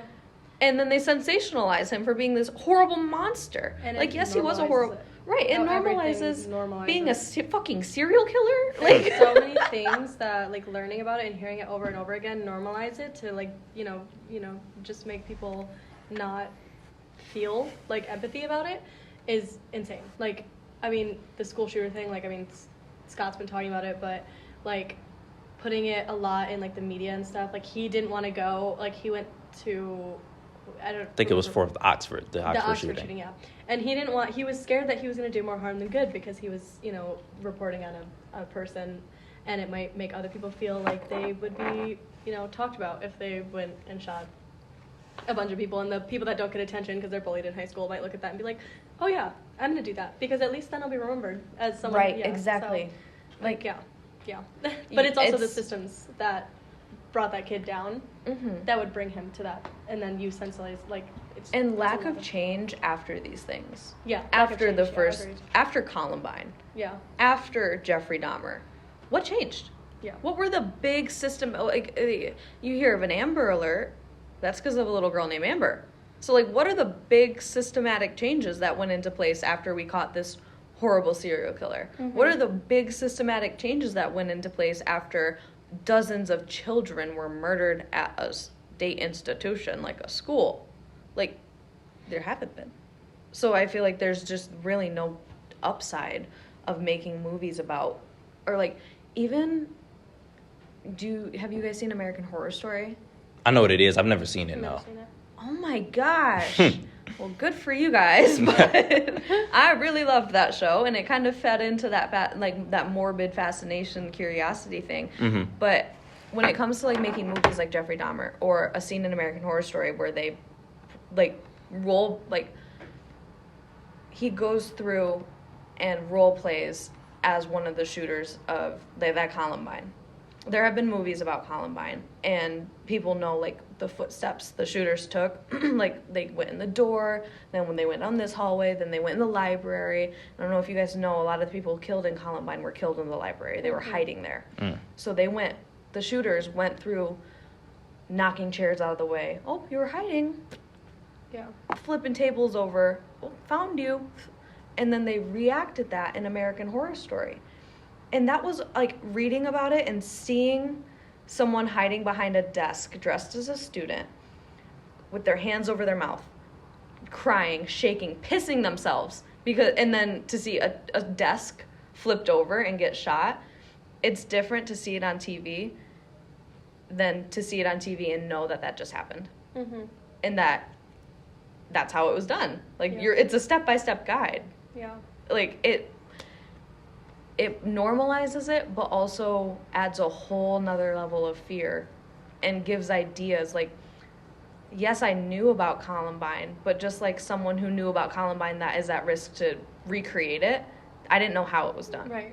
I didn't know the logistics of it. And if I was in the opposite position, like someone who's been bullied my entire life, I see that scene, I'm like, man, I would love to see my bully in that position, pissing themselves, crying at my feet. Right.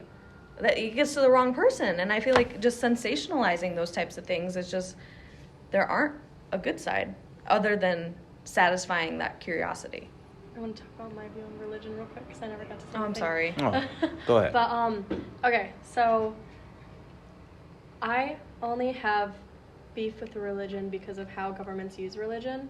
I think religion in generally just gives people morals. It tells you, like, don't murder people. And then people follow those rules because they're like, first of all, I think it started out as people follow those rules because they wanted to go to heaven. Now they follow the rules because they're just morally, they just know, like, you don't want to take the life away from another person. And I think that's kind of how it's evolved. So now, like, it's not so much as, if I just don't kill this person, I'll go to heaven, so, like, that's only good for me. But now people actually think about the other person a little bit more when it comes to that, like, the morals.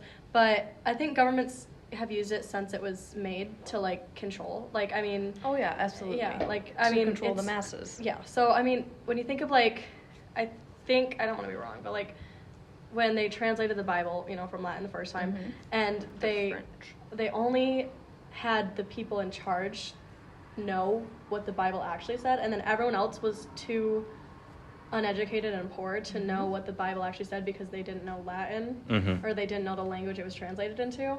So they got to change a bunch of stuff from that Bible to use it against people. Yeah, to fit their own needs and agendas. And, like, so that's why there was things like like you had to pay to get your...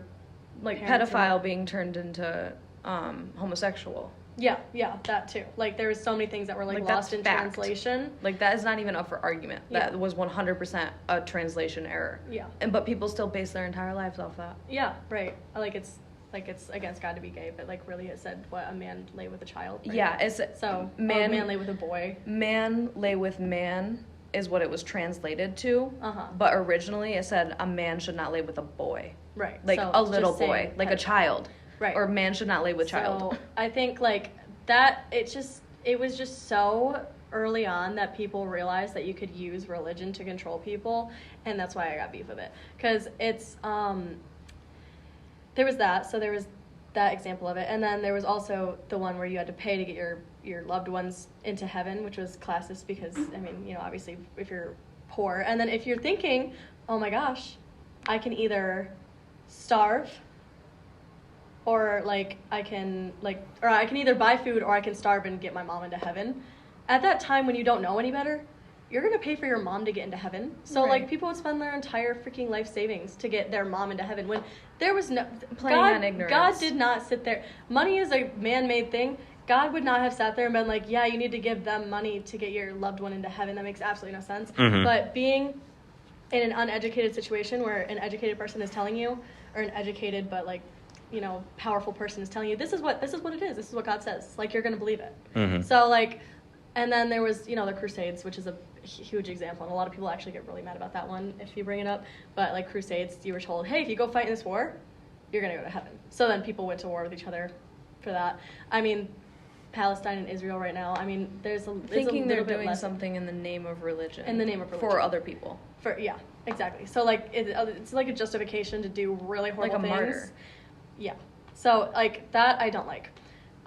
In the U.S., the only thing that because religion in the U.S., like, I think it is used in powerful ways a lot, but I think one of the worst ways is not between the separation of church and state, just for the fact that, like, the whole abortion thing was made to be, like, kind of, you know, religious basis, yeah. Yeah, has religious basis. So that's my beef with religion. I really don't like it that way. And then there's a theory, and this one also makes people really, really mad, but I've learned about it a couple times, so I'm going to mention it anyways. But the Bible Belt, have you ever heard of keeping the Bible Belt uneducated purposely? Lately. I'm not familiar. I've heard of that as, like, a theory. So there's, the Bible Belt is, like, in the south, it's, like, the couple states right there that in the southern part of the It's states. a very specific line of states. Yeah, I can't remember. I don't know which ones it is. Like Louisiana, Missouri, most of Appalachia. Alabama. Yeah, so, like, all those areas, though, there's so much indoctrination into Christianity that they use, like, Christianity so hard on their kids that the kids grow up and stay uneducated for the fact that they don't, like, their parents can say, like, oh, well, this goes against my religion, like, for you to learn about, like, birth control, for you to learn about all these things. So, like, they just stay uneducated because they were indoctrinated into, like, a really, really stiff, like, religion, like, with no, I mean, and when all your neighbors think that same way, right. It would be so hard for you to get yourself educated enough to find out that, you know, birth control isn't just something that God says no to, you know? Like, you know, and then that right there just keeps, like, certain beliefs that aren't true valid in those areas. So that's, like, the whole idea of it. And I think that's very important is, like, when you're talking about, like, it's kids. It's when you're growing up, and you're trying to decipher the world around you. That is so much. That is just so much. Yeah. And you, how especially are you supposed to get out of that? in today's world, like, you just want answers, especially when you can hear about so many bad things happening all the time. You just want answers. If you look to your parents for those answers and their answers are religion, that's, you're going to bank on that. That's what you build your belief system on. Yeah. And personally, like, when I got to that introspective age where I was like, why are bad things happening in the world? Mm-hmm. I didn't have religion as the answer. as a fallback, yeah. And in a way, I kind of, in turn, blamed religion, which I don't think is very fair. But it is what, like, it's what made, like, my parents weren't ever pushing a religion on me, but they also weren't like, oh, you have to know about religion. They were just like, she don't know. It's fine. Yeah. She's fine. So when I got to that age where I was like, why are all these bad things happening? And I had to ask my parents, like, so if God is real, why did the Holocaust happen? Why do babies get brain cancer? Why are babies raped? Like, that is such a vile thing. Like, why are, like, you watch any episode of Law and Order, why do those things happen? Why is there so much hate and evil? And there are religious justifications to those things that, like, religious people I grew up with would offer. But, like, the world is a hard and evil place. And, like, for me, that's what really drew the line with religion. Like, I don't think an all-merciful, all-loving God could also be all-knowing. And in religion, that's what he is. Yeah. Because how could he be all-knowing but allow all those terrible things? Yeah. And a lot of the things you two are talking about are very understandable gripes or questions to have. And while I'm not the most knowledgeable about things, like, I'm not knowledgeable about some of the things you both mentioned, I do know that at the end of the day, these are questions that sometimes don't have answers, sometimes do. One of the things, because I've asked my dad the same thing, and he's a minister, and we're a religious family, we're Christian. Mm-hmm. And the response that he gave was that, if I'm pretty sure it was from him, but the response that I'm pretty sure he gave, and most Christians give, is that God gives us free will. And so that's an answer, like, yes. That's the answer I always got as a kid. Yeah. What happens when that answer isn't enough? Like, if that isn't enough for someone, then where do we go from there? And usually, sadly, it ends up to just, like, shunning them, like, don't talk about it no more, we don't ask questions no more. But these questions are necessary for growth. Whether that brings someone to the religion or not, those questions are necessary to give light on. Even if you don't have the answers, it's good to talk about them and get that expression out there, because everybody's not going to believe in the same thing. And that's okay. It should be okay. But, yeah. Yeah, and it kind of hurts, like, as a person when you're sitting there and you're thinking, am I, like, because I've had this whole thought, because a lot of people find religion because they see themselves as a bad person, and they want to figure out, like, what they can do to, like, make themselves feel like they're doing things right, so they follow a religion because they have a community of people telling you, if you follow this religion, then you're a good person. And I think that's something that, like, kind of sucks, because I feel like we need more, like, more communities to, like, give you that validation that you're not a terrible person. Because if I do something that's, like, morally wrong, and I'm sitting there, like, well, what do I do now? Like, you have to forgive yourself, because you can't look for forgiveness elsewhere if you're not religious. Right. So you can't be like, God, like, please forgive me for this, because you have to forgive yourself, and that's, like, so much harder. I think that's really, like, I think it's so much harder to have yourself forgive yourself than to ask for forgiveness and then just moving forward. Because as a person, I try to forgive myself, and then moving forward, I try and live by, like, a better, an like, unaltered set of rules. Like, you learn from that experience. Right, exactly. And with that, I think that's what some people look for religion for, is when they can't, like, because it's really hard to forgive yourself. Something to fall back on. Yeah. And it's like religion. I kind of wish that I was religious for the fact that I could be like, please forgive me, and I will, like, do better. Mm-hmm. Right. And now I just have to, that's my responsibility now, to forgive myself and do better. Mm-hmm. And it's only my responsibility, and it's a lot harder.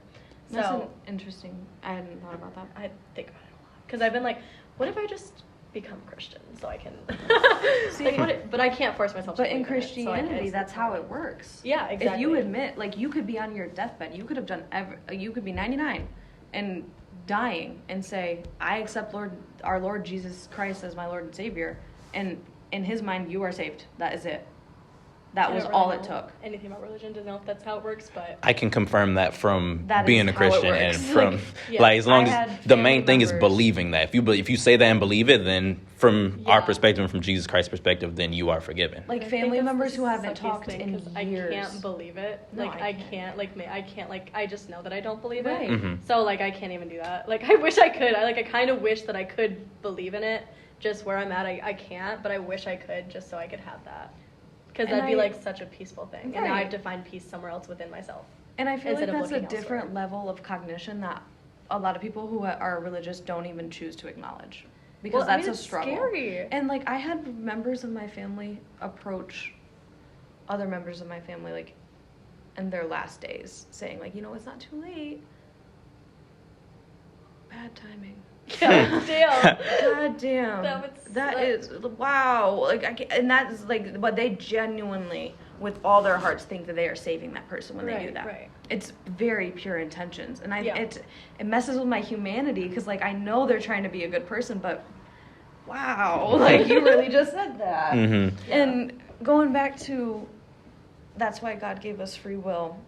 That draws back to how can a God be all-knowing but also all-loving? Mhm. Because if he's all-knowing, he gave us free will knowing that we would massacre one another, Mhm. that we would inflict the most intense amount of physical worldly pain on the most innocent of people. Mhm. And he's okay with that.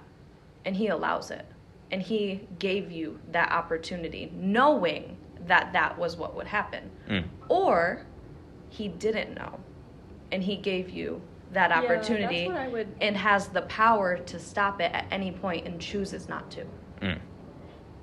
In either way, I do not want that God. In Yeah. either of those situations. I don't want him to either know about it and have the power to take it away and choose not to, or have that power and give it and not know. Because then why is he my God if he doesn't know? Yeah. Mm. It's a very, very deep conversation, and a lot of, like Anna mentioned, a lot of religious people ignore these type of things because I've lost a to lot be of hon- friends over it. to yeah. be honest, they don't know. But also, people don't know how to respectfully disagree. And just even if I was a Christian, be like, no, blah, blah, blah, blah, blah. That's your opinion. Everyone Right. has the right to an opinion and a belief, and it's a valid question. Even as a Christian, I've had my own questions. I've had my own concerns. I just have faith in my religion, just as someone would question, why can these things happen in this world? Why is this world as evil as it is? If there's someone who has the power of not having to repent or having all the power to change the world, if they're out there, then why doesn't it happen? It's a valid question. And change it without any of us realizing or knowing. Because if God is all powerful, he could make those changes without us even ever being aware that there were changes. Exactly. And maybe he does. We just don't know. We don't know. Right. It's completely possible. It is But- a very loaded conversation, but there's just so much evil. It's How can he also be Yeah. all loving? I don't Does know. he love all of his creations or just the ones that claim him? Mm. Yeah. Because if it's just the ones that claim him, Oh, that's Then he's not all loving. Why that's did he another create thing. me? That's another thing that I don't agree with religion. I just feel like, the way that I look at it why would is, he create me if to not he's believe in him? all-knowing, though, even if you don't specifically believe in him, but you do everything right in life, would you go to heaven or no? Because you don't believe in him. What's the Christian answer to that? If I don't believe in him, but I followed all his rules. Yeah, let's just say that. My personal answer would be, I don't know. But if I were to take a guess, one of the main things of Christianity is believing in him. So if we go off that, then I don't know. I don't think so. That would be my guess. So But it's my commitment to him that's important. That's so God. scary. It's not my actual actions. It's my commitment to him. and that's one of the main. And then that goes back to then he's not all loving. Mhm. He's either all knowing or all loving. He cannot be both. I honestly, I think there could be something out there. I just don't know. Yeah, But, exactly. I'm not I gonna- don't know. I'm not at liberty to say. Yeah, no, me neither. Obviously, none of us really know. So, And I'm not God, so there's no way. That's one of the. and Really? that's one of who would have Damn. guessed that I wasn't? But Are you sure? And it's one maybe I'm undercover for it, I feel but tricked. it's one of the main gripes I have with people who are like homophobic, for example, because you don't have the power to say if somebody's gonna go to hell or not. If you're not in a position to judge, because even the Bible says the scripture is. I'm paraphrasing it, but he who's without sin cast the first stone. So like, if you're without sin, go ahead and judge someone based off of your own actions. Like, nobody's perfect. So in the sense of like, will you go to heaven or hell or not? No one really knows the real answer, and that's the thing that Christians tend to avoid admitting, is that we don't know if our religion we believe in is correct. We just believe in it. There's no literal fact that shows that it's true. Some would argue that there are more facts that it's not true. So there's no right or wrong answer, in my personal opinion, with what you believe in or how you choose to go about your life. And the question I have for you two, with not being religious, and I know you mentioned, Anna, of like sometimes wishing that you were, just to have that like something to fall on. How do you guys tend to deal with things or get through certain situations without that religious factor to lean on? Is it more of yourself? Is it more with someone, like a person? How do you guys make something to lean on when you're not okay? I have a question for you after this. Before you ask another one. Go ahead, though. But I still struggle with this, like, terribly. Like, I go through it a lot. But I think I just rely on knowing myself that I'm a good person, like, and then, like, knowing that I can learn from, because, like, ever since we're kids, we're told, learn from your mistakes, obviously. So, like, if I make a mistake and, like, I know that I can, from then on, if I can forgive myself, like, I can get over that and then move on and do better, then it's, like, I don't need, like, something to validate that, like religion. But but it's still something I revisit a lot. Like, I can't, because I don't, forgiving yourself is a lot, like, harder because you know if you've forgiven yourself or not. Versus, like, if you pray that, like, please, like, forgive me, you don't know, but, like, you're assuming that they do, because, like, that's just kind of how the religion goes. So with yourself, you revisit a lot, but it kind of keeps you in check to not do something awful again. So if you do something awful and you're checking yourself over and over again, like, I didn't even forgive myself for the first thing that I did, then it kind of helps you stay on track. But it does hurt, like, more as a person. Like, it physically, like, takes a toll, like, mentally at least. So I just deal with it by trying my hardest to not do it again, to learn from it. And I think, like, there's so many things that I've learned from, and I've taken so many lessons from everything, that doing that really, like, having that idea that this sucks right now and eventually I'll get over it because I'll have learned from it, is, like, you just have to have that mindset that it eventually, after some time, you will forgive yourself and get over it and do better. Definitely understandable. That's how it goes for me. How do you feel, Shea? Well, I feel like what would prompt someone to look to religion in a point in their life? Why does this happen? Why is this happening to me? This isn't fair. My dad always said life isn't fair. The only things that are fair are horseshoes and hand grenades. And you don't have to do anything in life except pay taxes and die. And that's my philosophy. I don't have to do anything. I don't have any real purpose other than to be here. I'm here to experience, see, do, exist, and feel as much as I possibly can fit into this short life that I'm given. And life isn't fair, but there's not anything I can do about that. And even if I was religious, I would just be pushing that blame or responsibility off onto someone that I felt could, that being whatever deity am I choosing, whether it be God, Mother Nature, Buddha. I'm pushing that responsibility, and I shouldn't have said Buddha because that is a philosophy-based religion, and you can't push responsibility on anything. That is all you. But whether that be God, Mother Nature, Muhammad, whoever you are pushing that blame off to, it's kind of relieving yourself of it. And in my eyes, life goes on. There's nothing else I can do but move forward. Yeah. And there's no one for me to give that blame to. But is it hard for you to forgive yourself? And even if I could, I would still just have to move forward. And no, I don't think so, because I think I don't know anything different. It was almost hard for me to understand that question, because, like, what do you mean, what do I do? I go forward. I keep going. What else is there to do? I can't ask anyone. Like, no one has answers. Like, life isn't fair. Life isn't fair. You don't have to do anything. You have to die. That's what everyone does, but yeah.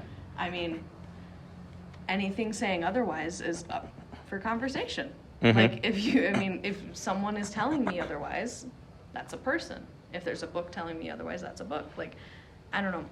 I feel like when stuff happens, there is nothing else to do than move forward and move on. Yeah. That's definitely understandable. And you had a question for me. I know you mentioned it earlier, and I had you write it down just so I wouldn't forget. But And I'm not good with typing because I was also trying to listen at the same time. It's So definitely I'd rather just understandable. like phrase it. Do you feel like, as someone who's sound in their religion, mm-hmm. if someone could refute or dispute the things that you take, like you said, like having free will, Mm-hmm. someone could prove that otherwise, or if someone could answer all the questions that you previously had answered with religion Mm-hmm. with something else, do you think you would still find yourself religious for the sake of the faith, for the sake of believing it, even though logically it doesn't make sense anymore?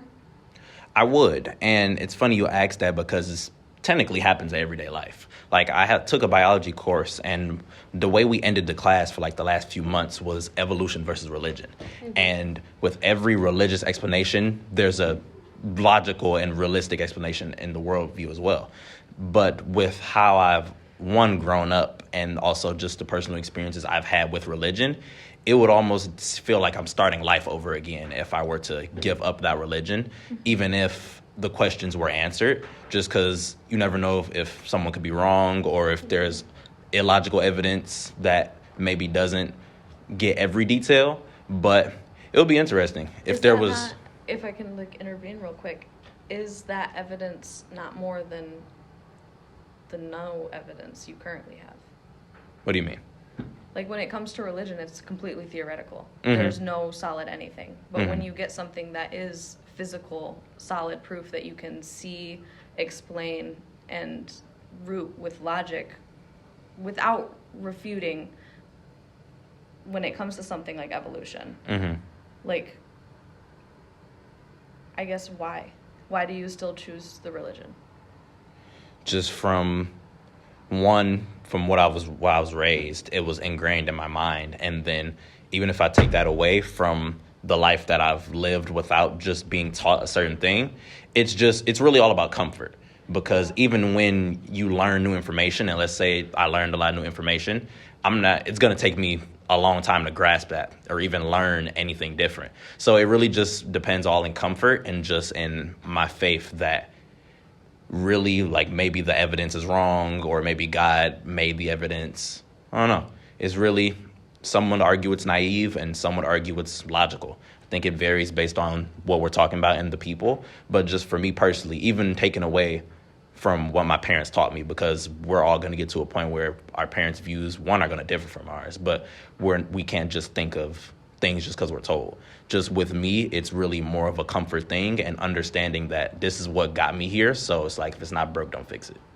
Yeah. Is that not a very similar mindset to ignorance is bliss? No, but yes, but there's differences between ignorance is bliss in a negative way that's hurting other people. He's not hurting them. I know, I get so, that. So, like, in that way, if you're comforting yourself and you're not hurting other people by doing it, I absolutely believe it's a great answer. And I think like, that's exactly religion it. is beautiful if and I it should was be religious, comforting. That's what I, like, even if you could prove everything wrong, if I was religious, I would use it as comfort to myself because that's how I live my entire life. And, like, even though you're saying all this to me, like, it's just so comforting to know that I can still believe in something. You know? Mm-hmm.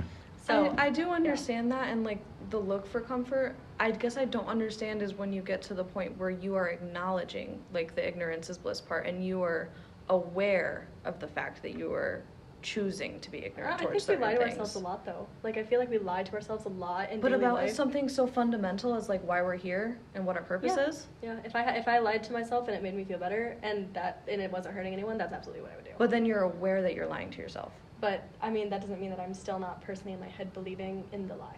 Like, even then.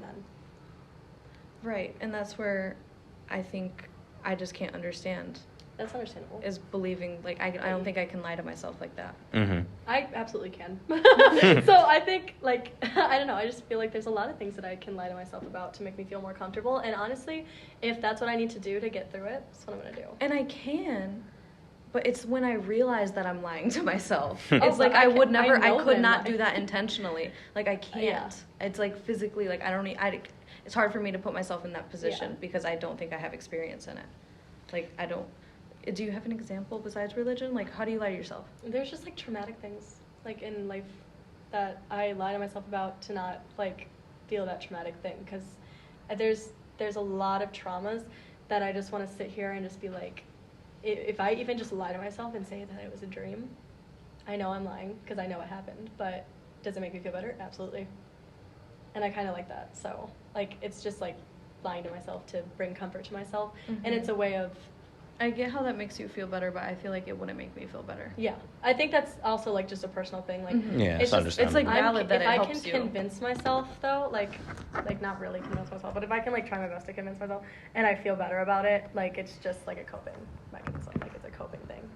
And it comes back to what I said earlier, like, I don't know if my religion is right. No one theoretically knows, like, in black and white that this religion is right. It's why I feel that you should never push any of your beliefs onto someone, because like you asked, what happens if they're all proven wrong? Now you're looking as though you modeled your entire life around something that has been proven not true. So it all depends. Like, it reminds me, I had a conversation with one of my friends, but he was Muslim. And we talked a lot about, like, our differences in religion, and up until a certain point, there were no differences. There were the exact same models that we live our lives on now.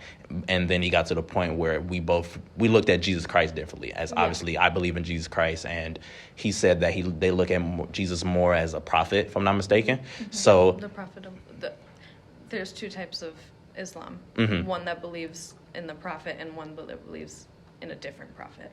That's why it's a very big. That's something I love about religion, though, is that all of these religions have different names, but like low key, They're all the same. they're all the same. They all have the same basis. Yeah, I kind of like that. I realized that when I was reading Percy Jackson as a kid. Yeah. I was like, wait a second. Yeah, I kind of like that about religion, because it's like, even it's though cute. Yeah, it is. It's a very human thing. Yeah, it's like nice because you old see as things time. so differently, but you guys are still living by the same like morals, ideals, things like that. Yeah. Even separated by things like, if you think about like where Islam started and where Christianity started, and how much they've gone through, and the fact that those ideals are still the same, it's just a very human thing. And I do understand the comfort of it. It's just something that, like, I feel like the logical part of my brain won't let me overstep. Yeah, understandable. I like the whole thing, like any Christian that I meet that can sit there and say that only God can judge, I'm gonna like them, because that means that you're not gonna judge me for shit, and you're not gonna push your religion onto me. So if you're like that, like I don't have anything against Christians, unless if you're judging me or like pushing it onto me. But like that idea of only God can judge, that's like, if that was how religion was in this country, like, or just like all around the world, to where people were not like making it such a judgmental thing, because it's not supposed to be.